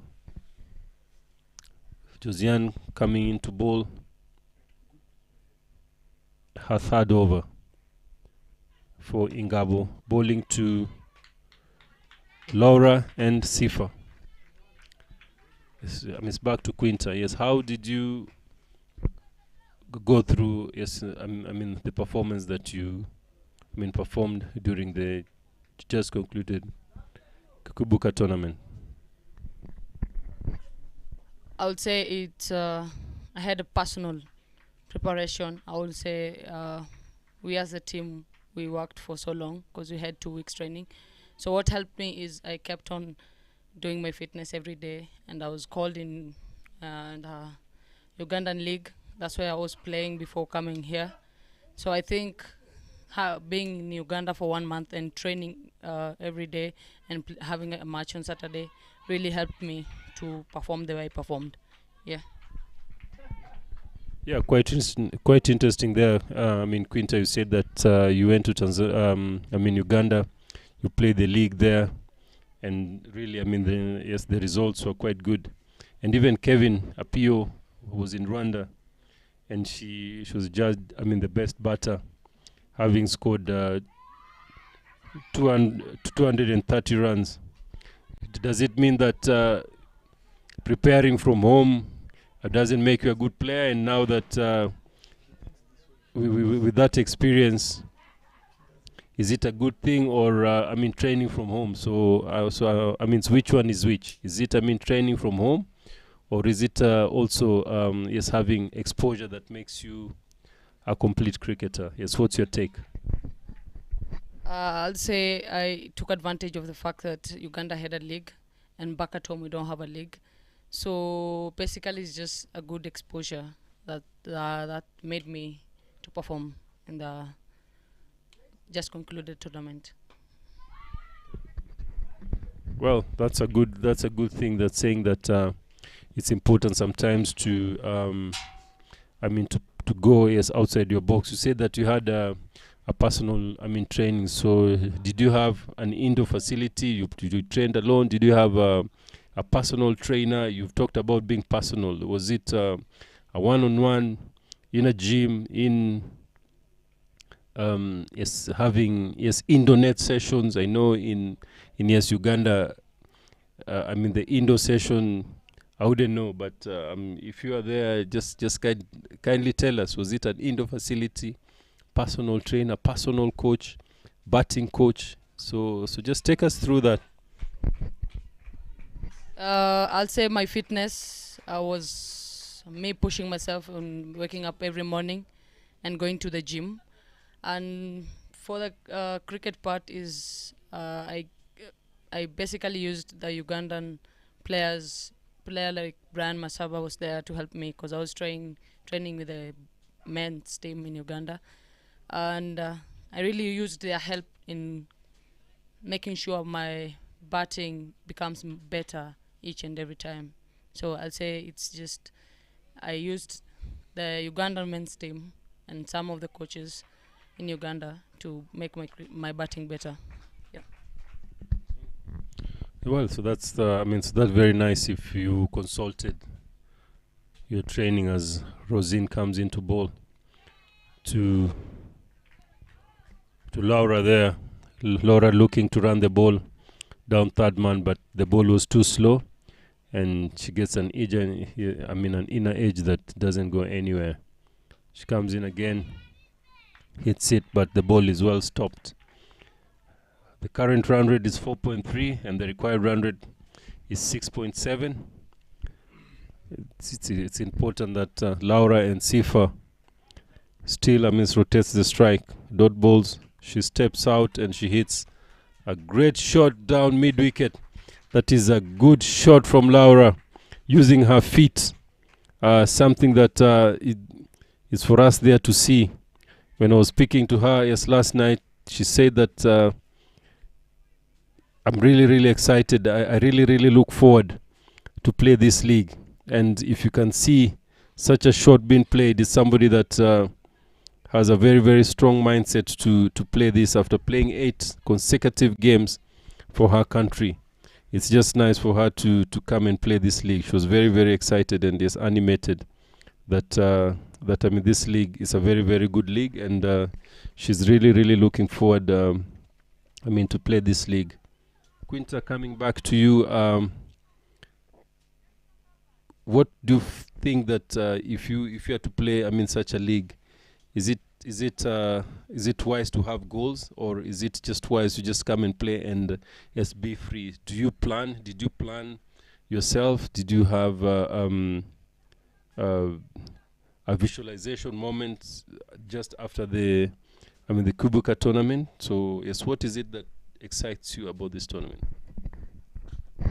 I'll say each and every time I'm playing, I'm in the field, I always have a target, and each and every day I don't get to my target. I go back and recall what I've done or what I've not done.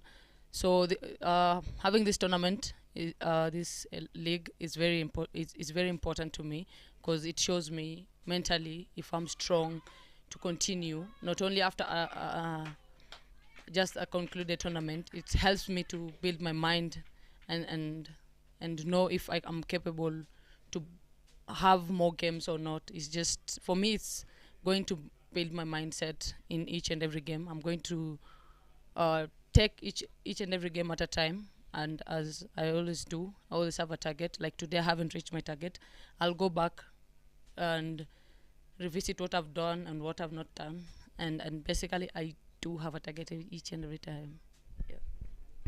Very well said there.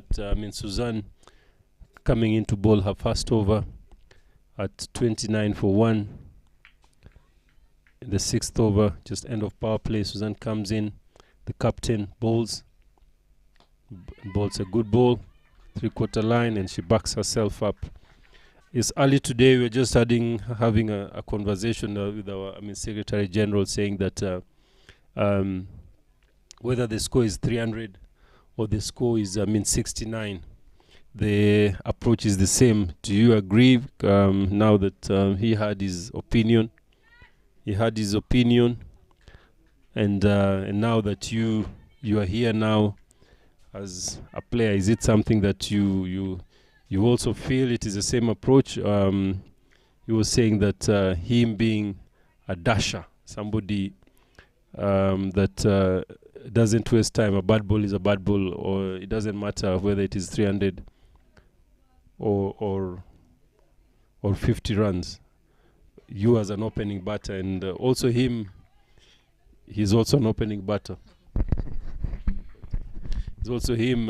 He claims that that he was an opening batter, but yes, he hits the ball very well. But just for young viewers out there, it's something that we can learn from.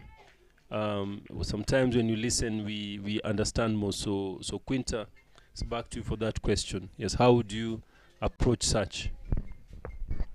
I'll say whether it's a small score or a higher score, you just play your game. For me, a bad ball is a bad ball. Whether it's a lower score or higher score, for me, I always go hard.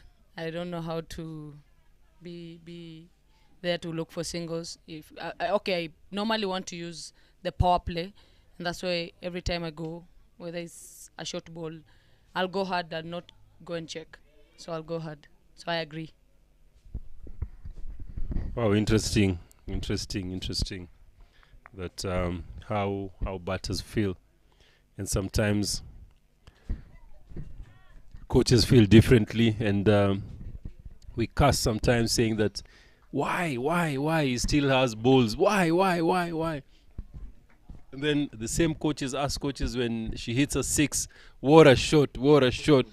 So it's quite interesting what the batter goes through, and the bowlers also go through. So it's just interesting when you're out there as a competitor. But I think at the end of the day, be wise. Yeah, be stick to your. Stick to what you know best. And as you see there, there's a meeting between Sarah, the vice captain, and the captain. The vice captain just having a word to the captain. Maybe the captain she's taking a deep breath there. It is important sometimes to calm down. Somebody sometimes needs a hand there. And Sarah. And there we go. So sometimes you need somebody just to cool you down. And Sarah has played a big role there, just talking to her captain and telling captain maybe just take it easy.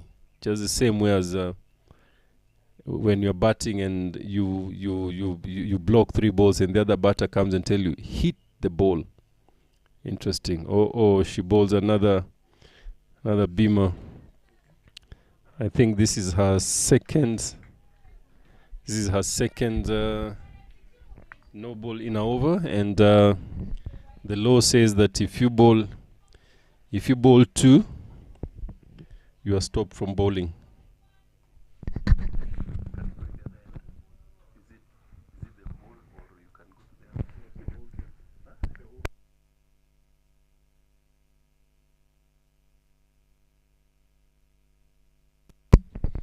All right, there the low. She's been warned. So if she bowls another one, so she's still looking for that line and length. The ball is swinging. She's swinging it. Such bowlers are very dangerous. She'll bowl all over, but the one ball she bowls on the stumps, you are gone. Then she says that is the ball that I was looking for.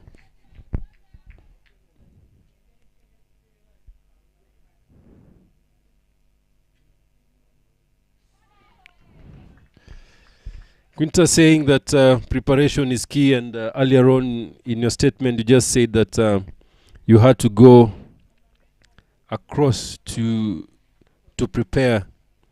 What's your take of maybe you not playing a league back home? Is it something that frustrates you? Is it something that you'd love to? And if so, yes, what does it bring to you playing cricket at home? I'll say it gives more opportunities for us players to know where we are, because I'll say training is not everything. I'll hit the ball so hard in the net, and when it comes down to the ground, you don't even see the balls, and you ask yourself why.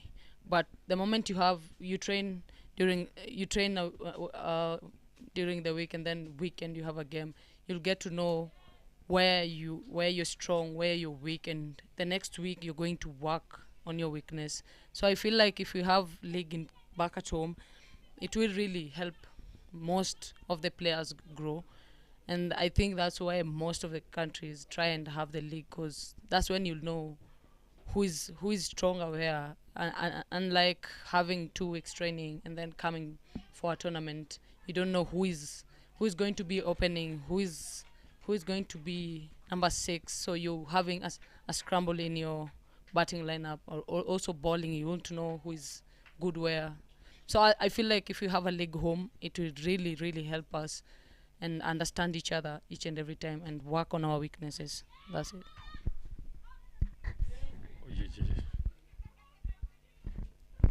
Time as Mbabazi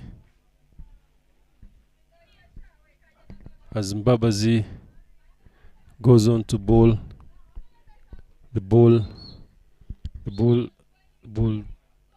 The fielder throws the ball back to the bowler, and it hits the back of Laura's helmet, something that the medics have got to check, and something that it's very, very crucial now.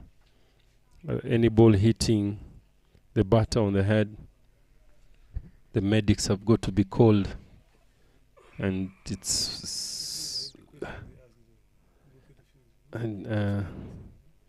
the questions there would be, yes, how many is it fingers do I have? Or he uses the pendulum for her to follow the finger left, right. So it's interesting how to check, to assess something that we don't take for granted anymore. Cricket don't take this for granted. As Mbabazi comes into bowl Josiane, the game resumes. Well done. It is important to have people like Theo into the field, the physios, to look after the players when such things happen. Tuzian balls. Interesting to see that the run rate is just about there, and it is important for the Ingenzi to step up to get closer to that 50 run mark in the 10th over, so that they can still keep it at 10 overs, at 6 runs per over.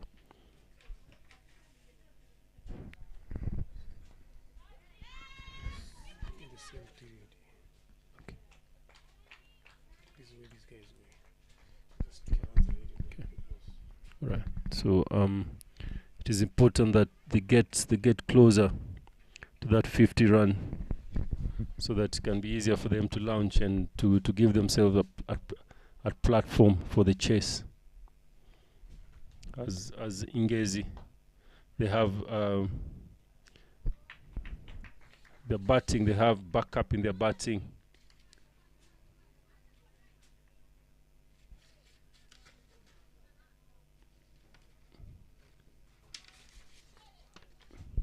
In their batting, still they have their captain to come, Dian to come. They have Flora as well.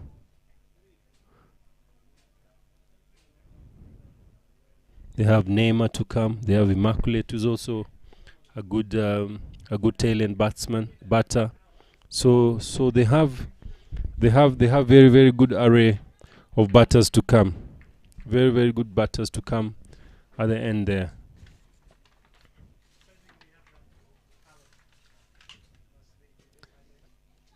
Okay, looking into it as Giselle Ishimwe coming in. Quinta, now that you'll be playing against Sharon on the other side, when Sharon comes in, yes, what's your take being a vice captain? Does it make it easier? Does it make it fun? Yes, what's your take now playing against your teammates?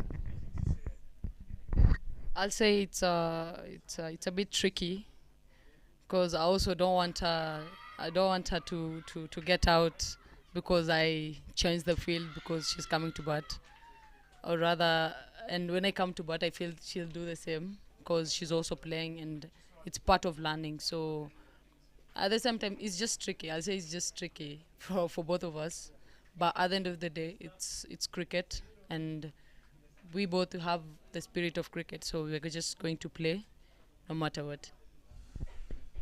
Run out has been a very, very good bowler in this series. At the morning and now, we've had about 6 run outs. They say that, yes, run out, they don't work so hard. You just need to throw the ball and you get a wicket. As I say that the captain was in next, the very next ball, she's in. Interesting. Now, these are the last recognized batters that they need to take the game across. At the current run rate is 5 and the required is 6. So if they just rotate the strike, make sure that they don't get dot balls, they run hard, they hit the ball to the sweepers, it would pay. And there you see Laura trying and Giselle bowling. Very, very experienced candidate. The under-19 leadership is there with her. Coming yes into this tournament, is it a tournament that you'd love playing in, Quinta? Is it a tournament that you'd love to participate again? And if you were to make a difference, yes, what would it be? I'm really happy to be in this tournament, to be honest, because for me it's about learning every time, because I'm willing to learn, and maybe I didn't learn something in the just concluded tournament, and maybe in this I'll learn something. So for me it's always about learning, and I would love to always be part of the Elite League. I would really appreciate if I'll continue being part of it, and I think so many people will learn from me. For me, basically, it's about for me, it's just learning. I learn from somebody else. I learn something from the Rwandan girls. They learn something from me, and I think the women's cricket will grow if we learn from each other. And sometimes coaching might just be part of the growth, but I think when we are one-on-one, and I get to tell somebody like Diane, I feel like you should play this shot this way, and she sees me playing that shot, it will be easier. And I think we as women, we're going to grow if we really help each other, and that's going to make Africa and the whole world very, very happy if we grow as women. Right, that's very, very true. And if there are youngsters in the team now, as they go home today, definitely wish them journey masses. The Germans are also leaving. Yes, journey masses. The Nigerians also is left this morning as well. Yes, journey masses. They've been good ambassadors of their country, and we really appreciate their participation in this tournament. Tanzanians have reached. The Brazilians, they'll be reaching back home today. I really want to thank them, and wish that they would be part and parcel of the next Kubuka. You have youngsters in the team, and definitely, as I said, yes, they'll be watching at home. Yes, what is one thing that you could tell them about this tournament? And I know you've only played one game, but I'm sure there's something that you've seen that you being an experienced contender into this game. Like now we have an under-19 bowling here. What would you share with those youngsters back home? What I'll just tell them is so simple. Keep working hard. And when you work hard, opportunities will come, definitely. And I always say this, when you're ready, when the opportunities come, it will help you, and it will make it easier for you to grab the opportunity. But when you're not ready, when you're not working hard and the opportunity comes, you won't even recognize the opportunity. So whoever is back at home, make sure you're working hard. Even when you come back, definitely there's going to be training. There's Cricket Kenya is going to do a lot, as they promised. So they should just work hard, and when the opportunity comes, it's easier for them to just grab it and move forward. That's all I'll say. Okay, that's true. The youngsters there, the advice from Quinta is to get ready when the opportunity comes. Yes, knocking on your doors, make sure that you're ready. So you get prepared. Yes, don't wait for the coaches to tell you run. Don't wait for the coaches to tell you go and train. If you're in the nets, just do the right thing. Continue doing the right thing, and express the good deeds that you know. I'm sure everybody has a coach, and if you have a question, just step up. A very good pull there, and Josiane again saves the boundary. The bowler looks happy that that ball would have gone for more. Laura really need to stick in here. If they really have a choice, it is important that that's a drop catch again. That's a very good effort there from Sarah. If only she could move a little bit to her right, that catch would have stuck. But the youngster again, we talked about youngsters here coming into ball, and Elaine, one of the under-19 quicks, showing her trademark with the ball. You can see there, she's giving Laura heart attacks here. Laura needs to express herself to make sure that the run rate has gone to 7.2. It doesn't go as higher than that. So they really need to rotate the strike here. Ingabo looks neat and looks on top.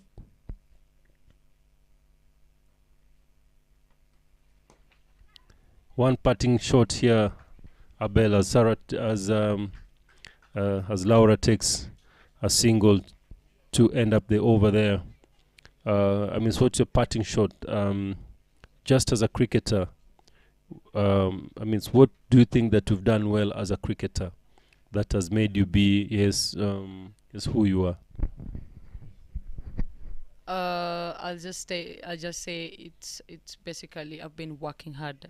I've not been waiting for the coaches.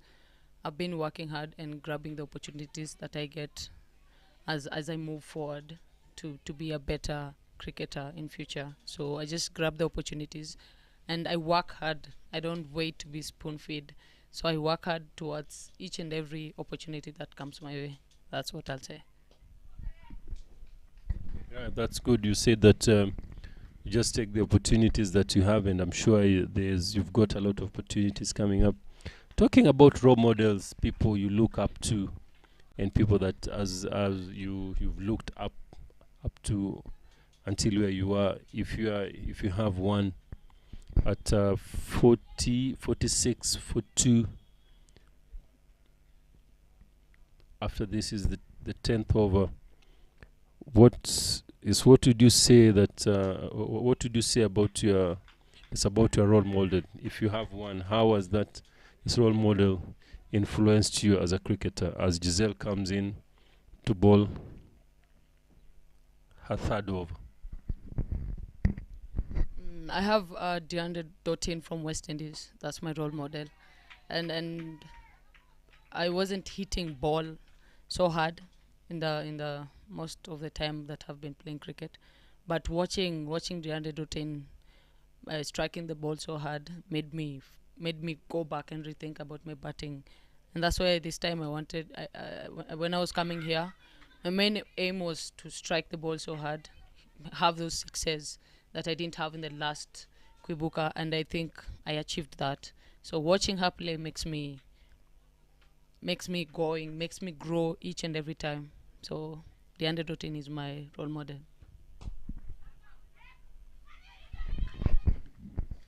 Okay.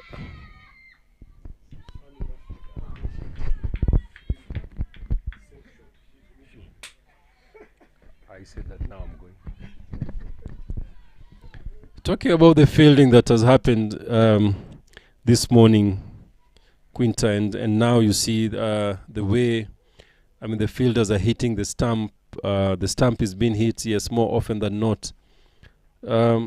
Yes, what's your take? What's your take here, according to how you see the fielding skills, Quinta? Is it something that has impressed you? Is it something that you see back home? Yes, what's your take? What's your take here on, especially as I said, I mean, the fielding and it's running in between? I'll say it's very good. I can see people aiming at the stumps, like they're saying the stumps as if it's a bigger thing. There are only 3 sticks, and back at home I would say we don't do more of that because we don't have training. So it's very I'm really happy to see girls here hitting the stumps like it's nothing, and it shows that we as women, we are growing, and moving forward we will have more cricketers, I think better ones than the ones we have outside there. So watch this space. Yeah, as 10 overs, a lane coming into balls downtown. I'll also welcome my commentary mate Leonard Namburo to come and share his thoughts towards this game. Also share his thoughts with Quinta, being the head coach of Leslie. I'm sure they have a lot to share as we watch Ingabo trying to defend 122 with Amasimbi.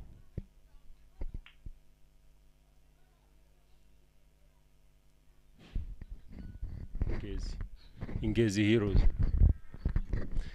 Heroes chasing 122.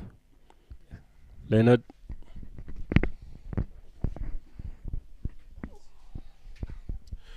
Thanks, Tuesday. Good afternoon. I think welcome Quinta. Another good throw again on the stumps. Good fielding directed from Giselle again. We saw you doing that in the morning, and that's another one again. She's taken 2 so far. As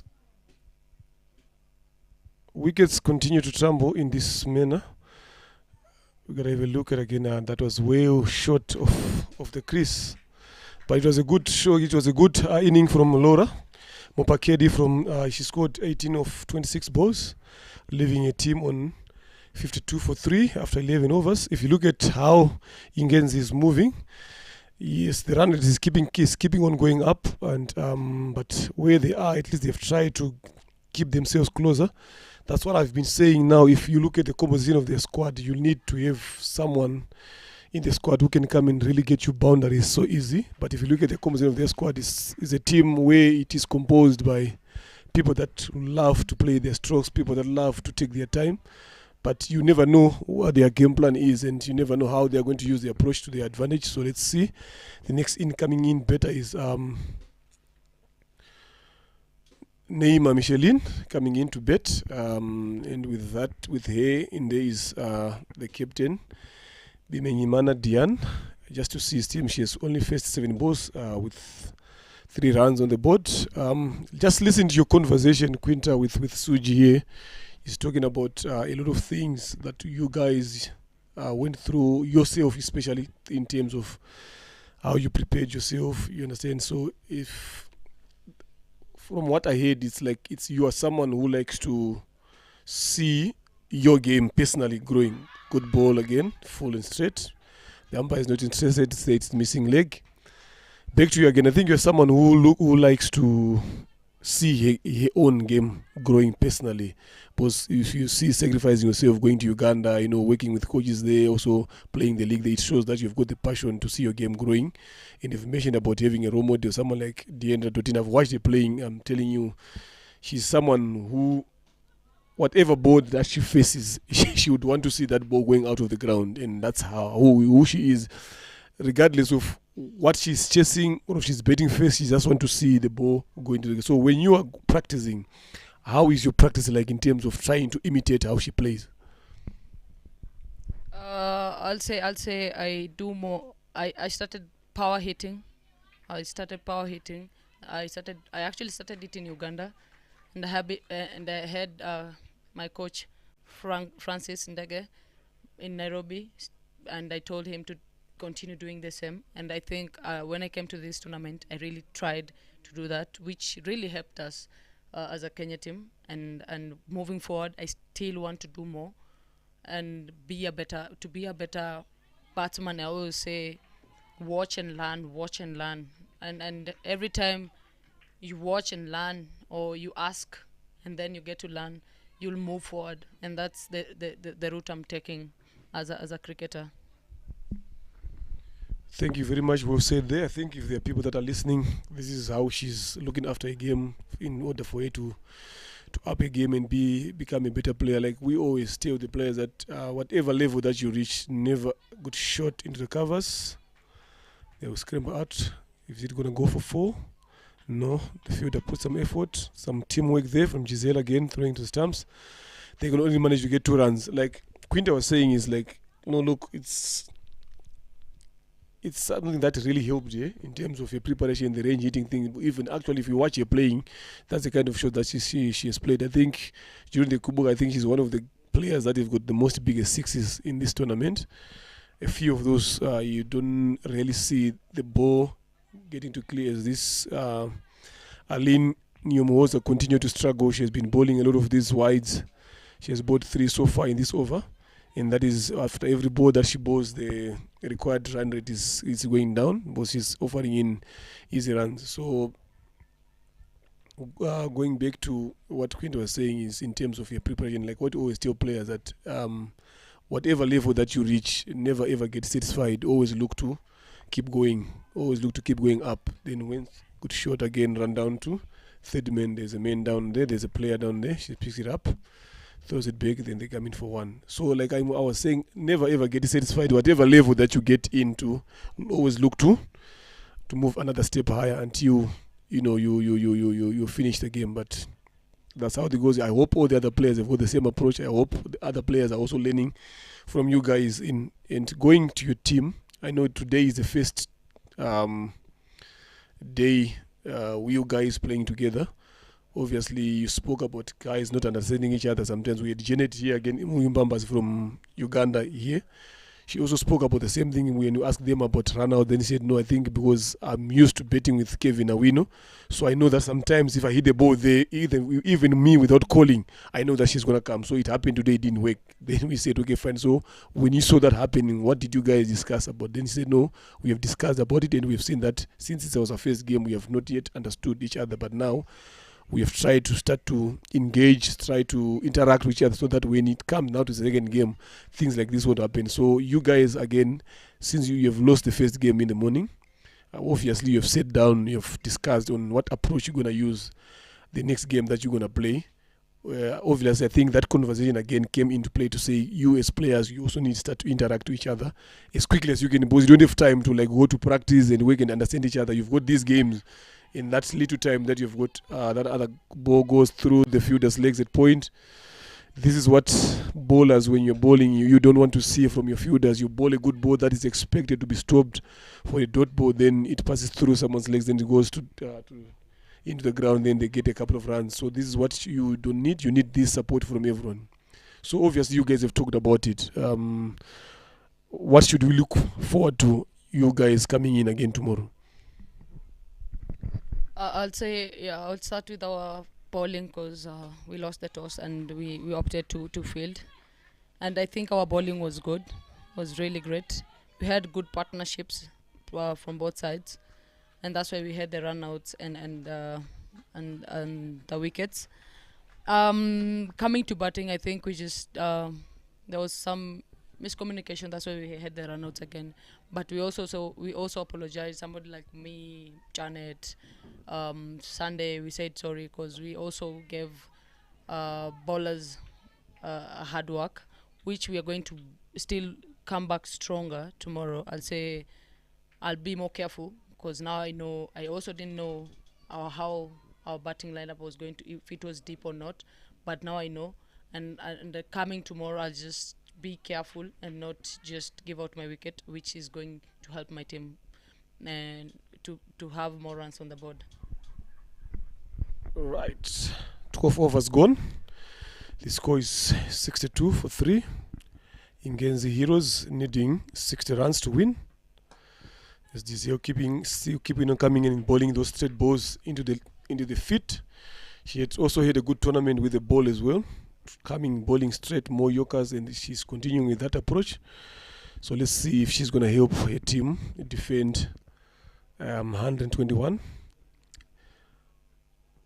As I compare the power play between both teams here, Ingenzi and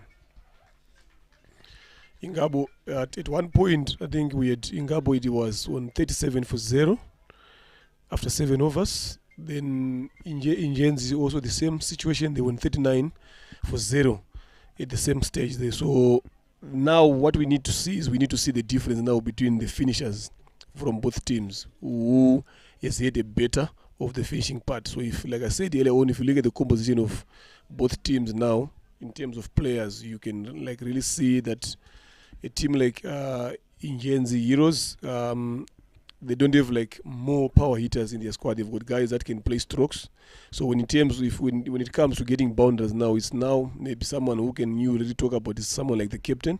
She can, but at this point of time, you need now people from both ends trying to get that boundary off when that loose ball comes. Because with the way the Ingabo bowlers have bowled, they're not giving anything away at the present moment. They are always straight on stumps. Everything that they are bowling, they're always asking questions for the batters to say, play this, do that. So it's not going to make it any easy for any batter to score. So you need someone who can like totally take the game away from the bowlers, then bring it to the batter side. So let's see what approach in the next 7 overs that is left for Ingenzi to step up the gear. As we have seen the bowling change from the banana plantation end. Alice Ikuzwe coming in, and she started off with the dot a bit wide, and Diana played and missed and went straight into the. So at this point of stage now, this is where as a team, you don't need to face a lot of dot balls. You need to try to get bet on ball, get off strike, rotate. When that ball comes, get it to the boundary and run balls. What I'm seeing here, these guys have got only... Destian tries to go up the top, straight, catch to mid-off. They have lost another wicket. To Alice Ikuzwe, caught Giselle Ishimwe. Again, she went out again for 10, having faced 16 balls. So like I was saying to you, Quinta, that at this stage of time, as bettors, as a betting unit now, when you get to this is the stage whereby you need to start this, the last 7 overs, needing 60 runs to win. This is where a situation whereby you guys need to start to get runs on the board. And if you were betting at this present moment, at this situation, what would be your approach here?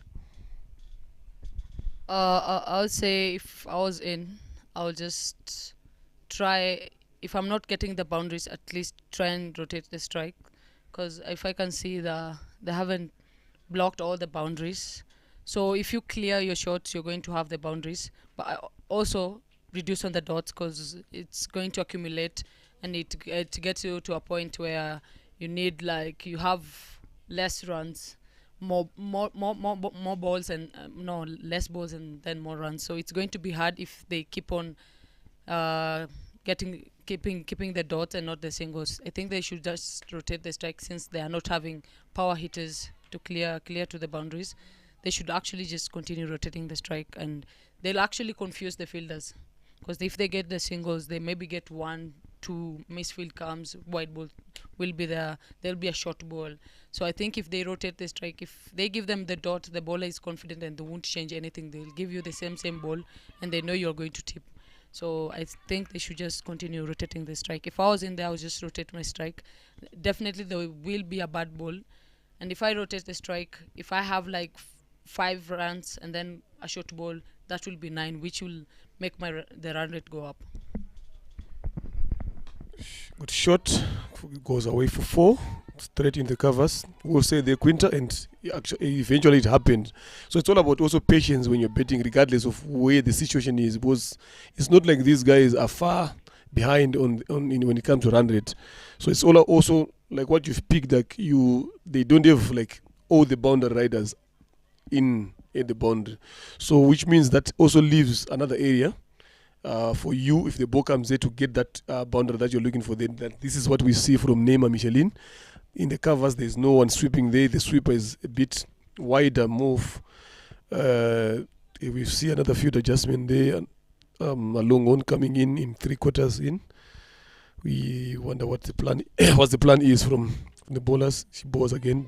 Now this is good cricket now. So if you keep playing this way now, then the most important thing now that these guys need to do is to keep betting longer and get into the deep end of their innings. You don't want to lose them. I think this is the only meaningful experience partnership these guys have got. As we finish the over number 14, and the score is on 6-8 for the loss of 4 wickets. Ingenzi needing 54 runs to win, and they've got Flora Irakoze in. She's yet to face a dot. She has yet to face a ball. Then you've got Neymar Michelin. She has faced a strike rate is 100%. She has faced 5 balls and managed to score 5 runs. And the asking rate now is gone up to 9. And the current rate is just above 4.8. Let's see if these guys are able to maintain and contain and try to bring back the required run rate down. Because what you don't want a situation whereby you need more runs more than balls. You try to get as much close as you get, so that when you get to the deep end of your innings, you make it the job easier for the batters to come in and chase the score. As we see Giselle bowling again, another tried yoga again. This will race to the boundary. Good shot. There's a chase. She can't get there. That goes for 4.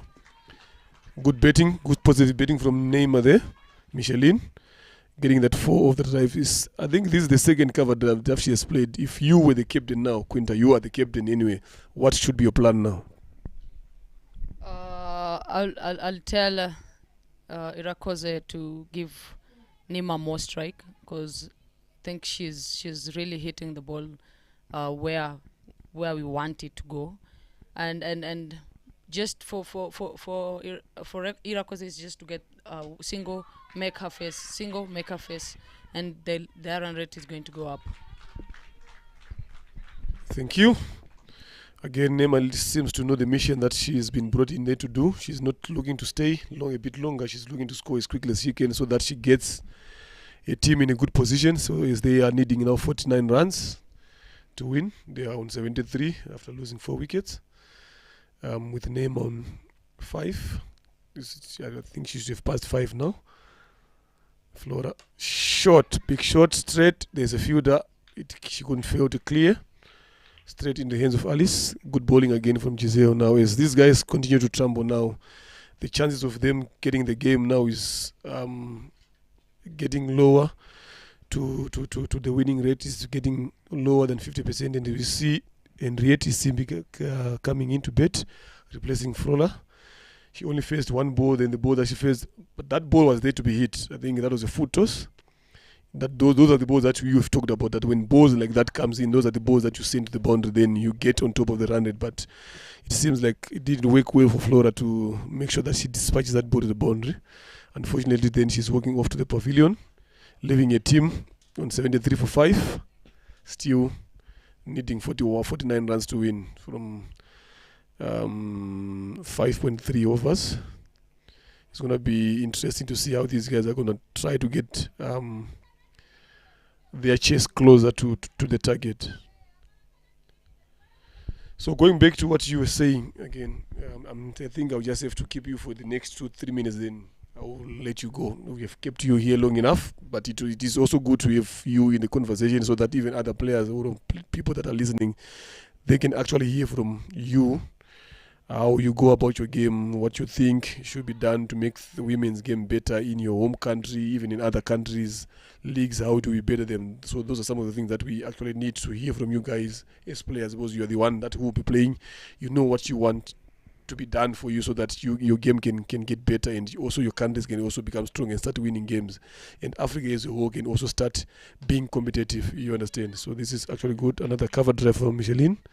We'll stop there. Good teamwork by the captain and Josiane, just to restrict them to 1 run. So you have mentioned that you guys don't have a league. Are there any plans for now, since with how you guys performed again in this Kubuga, that you guys have sat down as a team and discussed to say with the guys that are in charge of running the game that please, if you are in order for, if you want us to a good shot from Henriette Simbi, she's one of the under-19s players again coming in. So it's also good to see young players coming in that positive attitude and playing shots like that. So the most important thing now to see, is she going to maintain to play that way so that she can put her team in a good position. Right, like I was saying to you, I'm like, did you guys as a team have had any discussion with the guys that are in charge to say how best can they make better preparations for you guys so that in the near future you can be that strong team that we usually know as Kenya? Yeah, we had that discussion. We've not been having league since we didn't have an office, but now that the office is back, and actually we have a women director, which we didn't have in the previous years. So she's going to work in our favor and give us what we want, because we've sat down with her and talked about it, and she felt also we really need those leagues to be running for us to up our game. So I think they are going to do it, because she also loves cricket and she was part and parcel of the women's cricket team before. Now she's just giving it back, definitely not in the field, but in other ways, which is very, very, I'm really, really happy.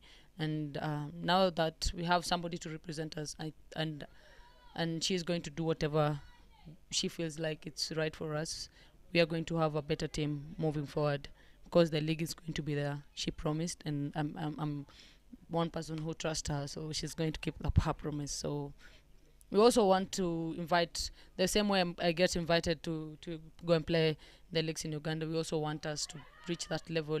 So if you have a league and it's running, definitely I'll come to Rwanda. They'll call people from Rwanda, they'll call people from Tanzania, Uganda, and I think that will help both countries to grow, and us as women's cricket, it's going to move forward. For me, it's all about moving forward as women's cricket. Thank you, Jose de Quinta. I think you talked about some positive things there. We're also hoping to see Kenya coming back to its feet in terms of league. You talked about you guys having someone who's looking after you, who's also looking forward to make sure that all the things that you guys need as women's cricket are done, and we are hoping and looking forward to see that happening in Kenya, and we want you guys to be back. And you also spoke about player placement. You also spoke about player exchange. No, that is the only way any player can improve. You go and play in different leagues, different countries, different environment, different changing rooms, different plans again. So those are good things that we are also looking forward to see happening in women's cricket. Then we'll see you guys becoming better players. So thank you very much, Quinta, for spending your time with us in here and sharing us some good things about cricket, some thoughts, so that even if other guys that are watching and listening there, they can pick and learn from there. Then we can see. Then we can start to monitor progress from where we are and where we are going next. So thank you very much. We are away with Quinta Abeoye, a Kenyan player, and she's the captain for the Kenya women's team. So she has also stayed behind to be part of the elite league for Rwanda. So we are also looking forward to see giving us some big hits. Those are the ones that we are looking forward to see. And she definitely said no, that's a trademark. So going forward tomorrow, she said, yeah, you gotta look forward for those shows for those shows coming in. Because today it was her first game with these other guys, but now she has seen what is required for her to do, and she's ready for the task. Thank you very much for having you in here.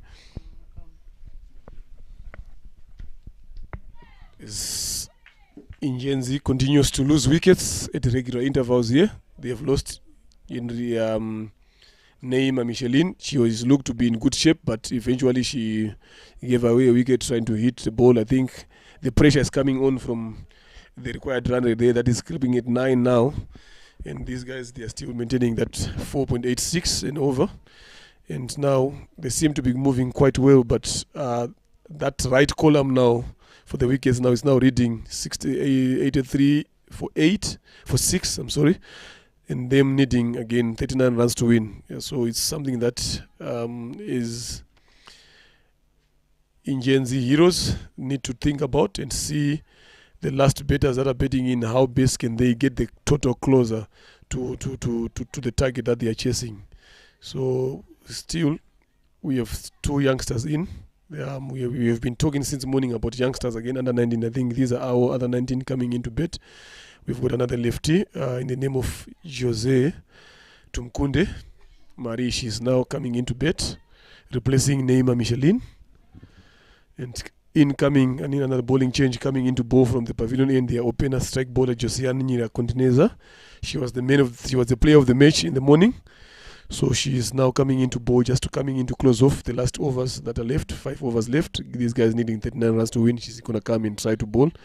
And as we can see, she's moving up the field. She has got a deep square leg. And she has got a deep sweeper in front here, extra cover. She has got a third man in the fine leg. Those are the bounder riders trying to stop that bounder. So this is looking like she's need to come and try to bowl as much straighter as she can on the off. You understand? And then if she misses the length for the short ball, then she has got protection down on the square leg. First ball, bowled straight, full and straight. Simba didn't look to stay longer. She tried to go big, moved away from the line of the ball, and completely missed everything. Then it is the stumps. I guess Ingenzi Heroes continue to lose another wicket again, as they are now on 83 for 7.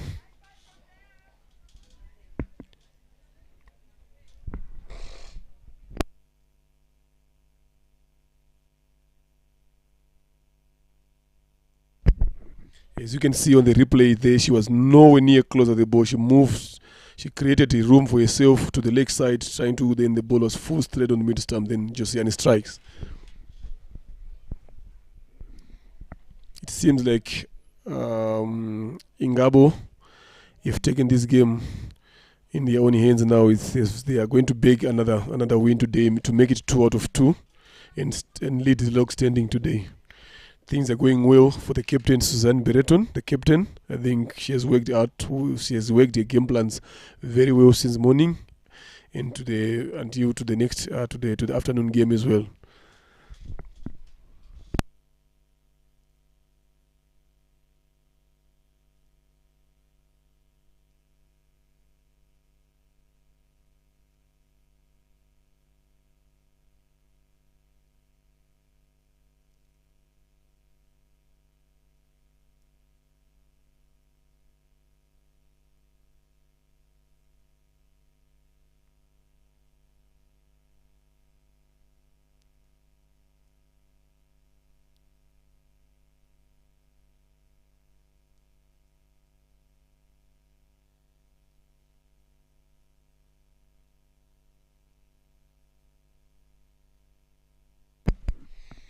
As Josiani continue to bowl, another Yorker, attempted Yorker, take the outside edge, and it will be scrape in for another single. If we have Tumkunde Jose Mari getting ready to face the first ball.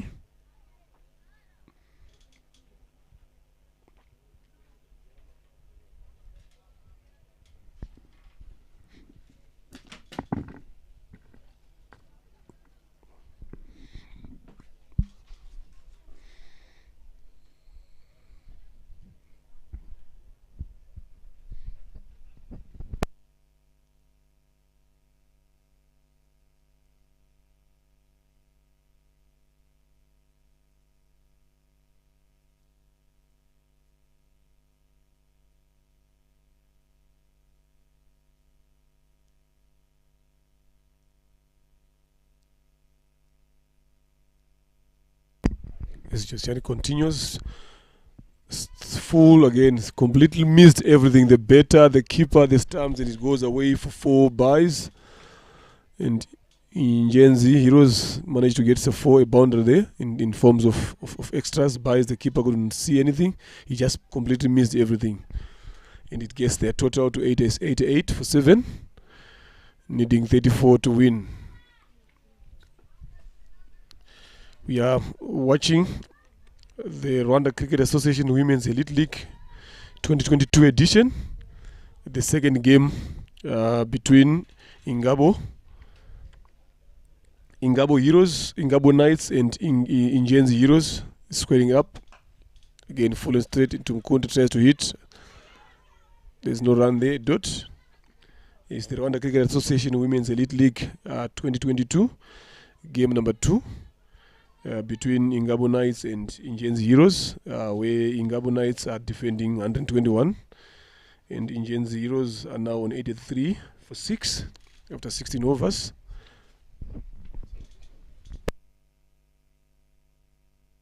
Now it's for 8 now, as they lose again to Mkunde Marie Jose from to Josiane Nyirakundinez. I think she seemed to be in good touch today. So she was the player of the match in the morning. So let's see today. I think she has baked in a couple of wickets today. She has taken a couple of wickets today, and we'll see when the game finishes where is she going to be ending up. Is she going to again double up to be the player of the match again today, twice in a row? As the run rate has also gone up to 10.36 and the current one is on 5.14.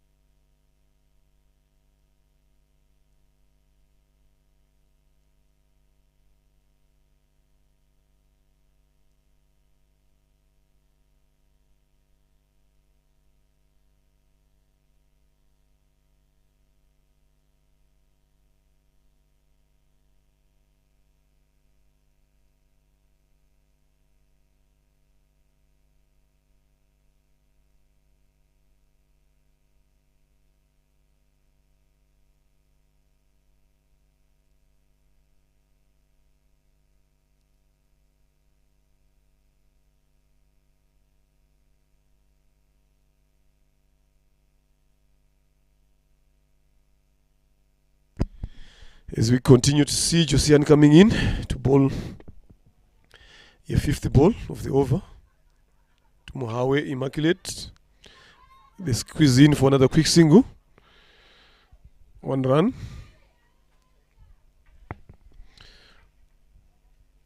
And it's over. 17 overs gone.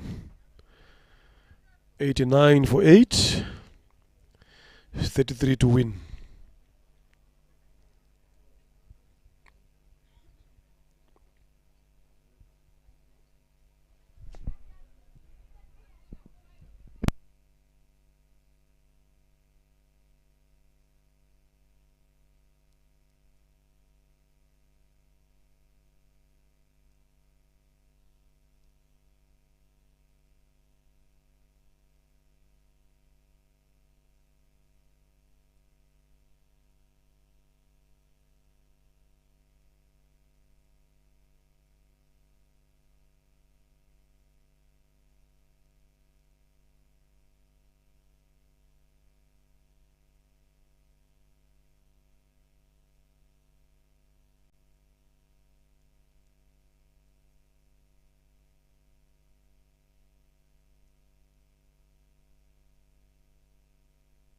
as we see some bowling change from the Banana Plantation end. Josiane Uyimbambazi coming in to bowl some off spin. She started off with a dot, then another second dot. She's bowling to Immaculée Muhawenimana, one of Ingenzi Heroes seamers. Again, another third dot. There's not a dot. There's quick single again. Oh, direct hit, but she has made a ground early. Too slow for Suzanne to make that direct hit run out there. 32 runs needed from 20 balls. As we see Gianetti coming in to bat for Ingenzi Heroes. She's also another under 19 coming into this squad, and like we mentioned earlier on with Suji here, that this is good exposure for players like them, an opportunity for them to she can got bold, didn't even move the legs, straight on stumps. But like we said earlier on, this is a good opportunity for them also to learn through this situation, to see, okay, fine, when they go back to their hubs or their province, to say what exactly should we go and work on so that we improve our game going forward to the under 19s. As they continue to lose wicket, we've got the last wicket coming in the name of Giovannis. And the ball that ball turned. Good turn from Josiane Uyimbambazi. So as we see Uwase Giovannis coming into bat. Can she get those 32 runs, Martin? Yeah, long handle. Time for long handle. It doesn't matter where the bat the bat connects the ball. If it's a handle, toppage. This is whereby I remember somebody saying, "Remember the name." This is where it can come. She can be a hero. Heroes are made. Heroes are made. This is where I say, remember the name. Jehovah's can be a hero here. Oh, direct hit could have been long gone, but it is just nice to expose the youngsters early, giving them an opportunity to play, giving them an opportunity to learn from the best. This is our African best in the mix here, and if they play well, if they mingle and learn from each other, just the way Quinta said that they're here to learn from the Rwandans, and the Rwandan players also doing their best to learn from them.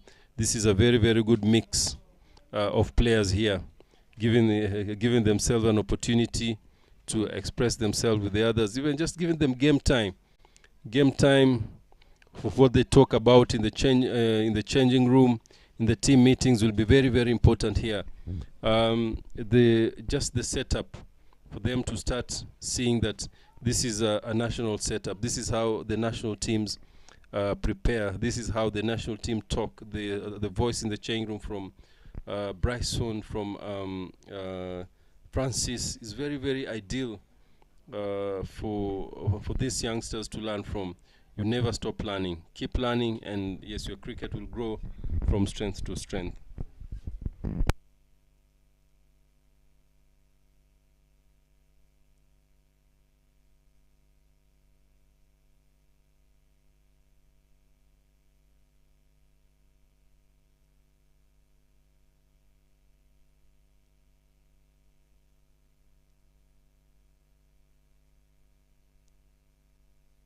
That's another bad throw. You don't need it now. You can keep it, Giselle. You don't need to throw every single time you get a ball in your hand. You keep it. Be neat. Be smart.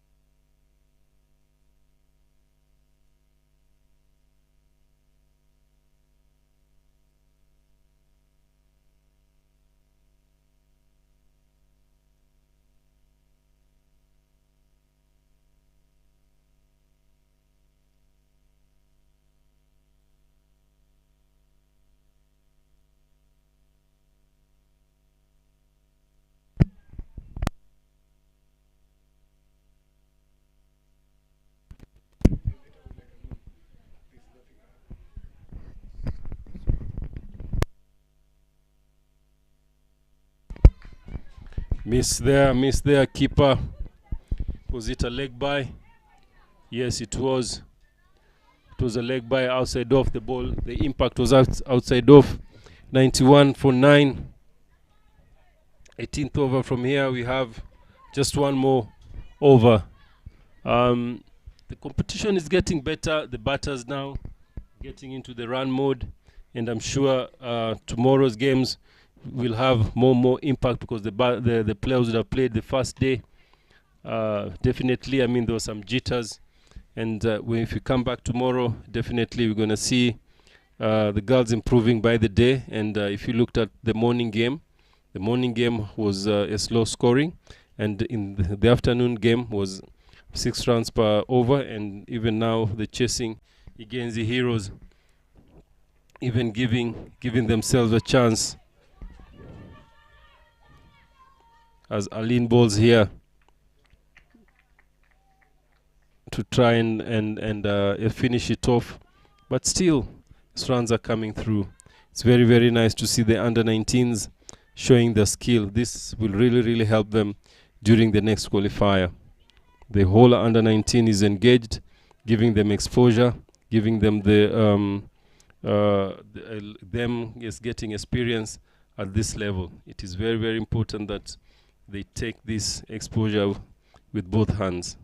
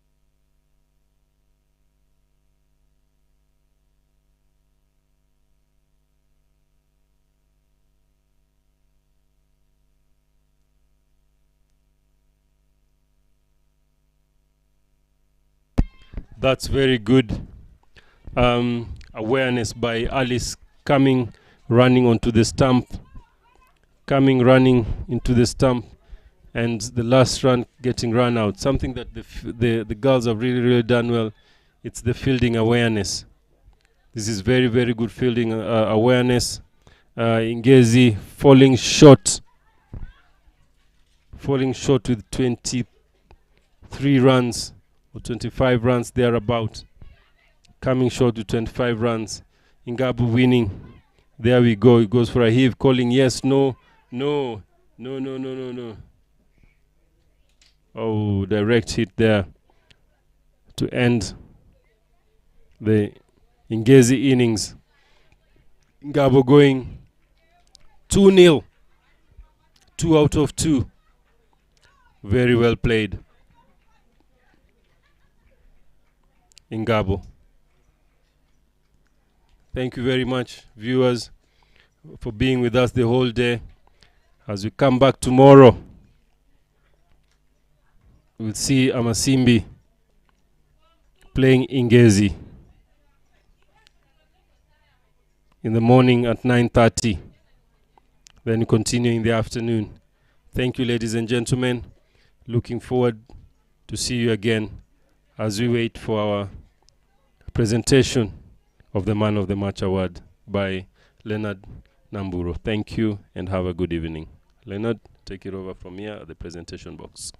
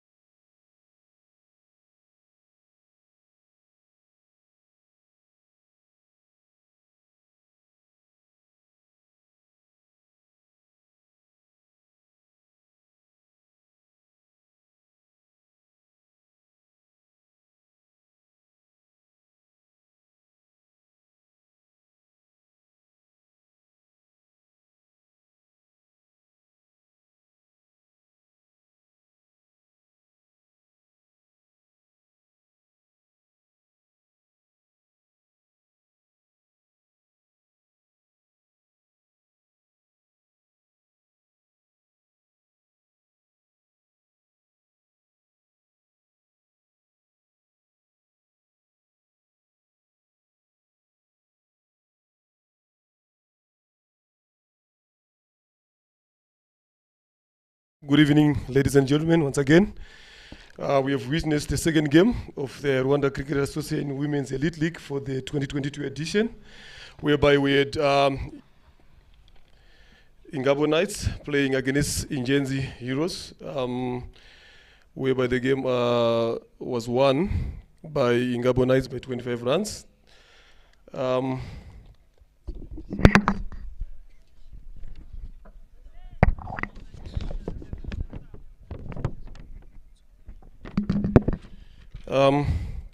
We are here to present the Player of the Match award between the two teams. We have had some good competitions, and I think if you look at the game, it has improved from the morning, where Ingabo Knights in the morning set at the lowest total. They managed to defend it, but when they came back again, like the captain promised, she said when they are going to come back in the afternoon game, they are going to come back strong and put runs on the board and make the job easy for the bowlers, and they've managed to do that. Well done, captain, and your team. Hard luck to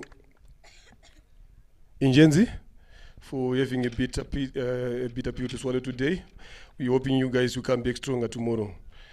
Before we present our player of the match, we would call upon the losing captain to come forward and just give us one or two.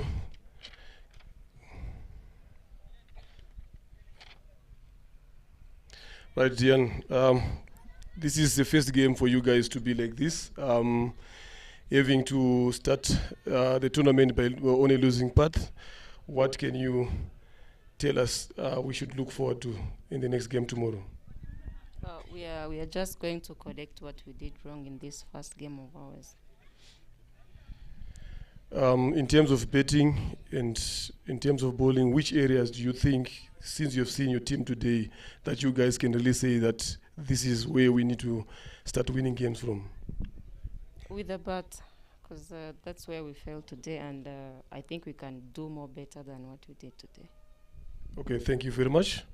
Can you also call upon the winning captain, Susan, just to give us a few. Congratulations again for winning the second game, 2 in a row. What is the feeling like in the team now? I think we're just happy that we won. We're a bit more satisfied with how we batted, and we just hope to keep going. You said it in the morning that when you come back in the afternoon, you're going to come back stronger. Did you guys sit down and talk about it as a team, and you gave guys the responsibilities and so that they can do their jobs here? Yeah, we talked about getting partnerships and staying in so that we can get the runs that we need, and I feel that we did really well with that. Well, thank you very much. We have had a couple of good performances here from the three players here. And to present the Player of the Match award, we have got Mr. Martin Suji, our technical director, to come forward.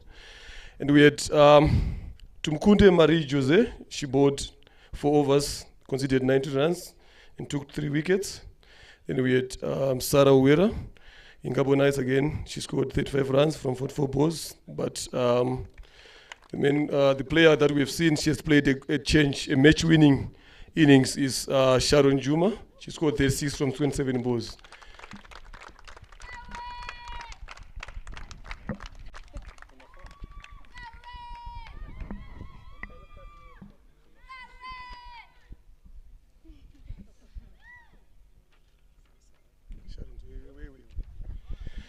Congratulations, Sharon. Well done for your performance. We saw you playing some good shots there, hard shots on the ground. Even in the morning, we saw you playing that. Can you please tell us what is the secret behind you having to come up with that approach? We talked as a team and said that we have to bat responsibly. The first 4 batters should play through and just take singles. Where a bad ball, you go for it. We've got a couple of youngsters that have seen you betting. What can be the message that you can tell them, especially the batters, when they've seen you betting? What message can you tell them so that they can improve their game?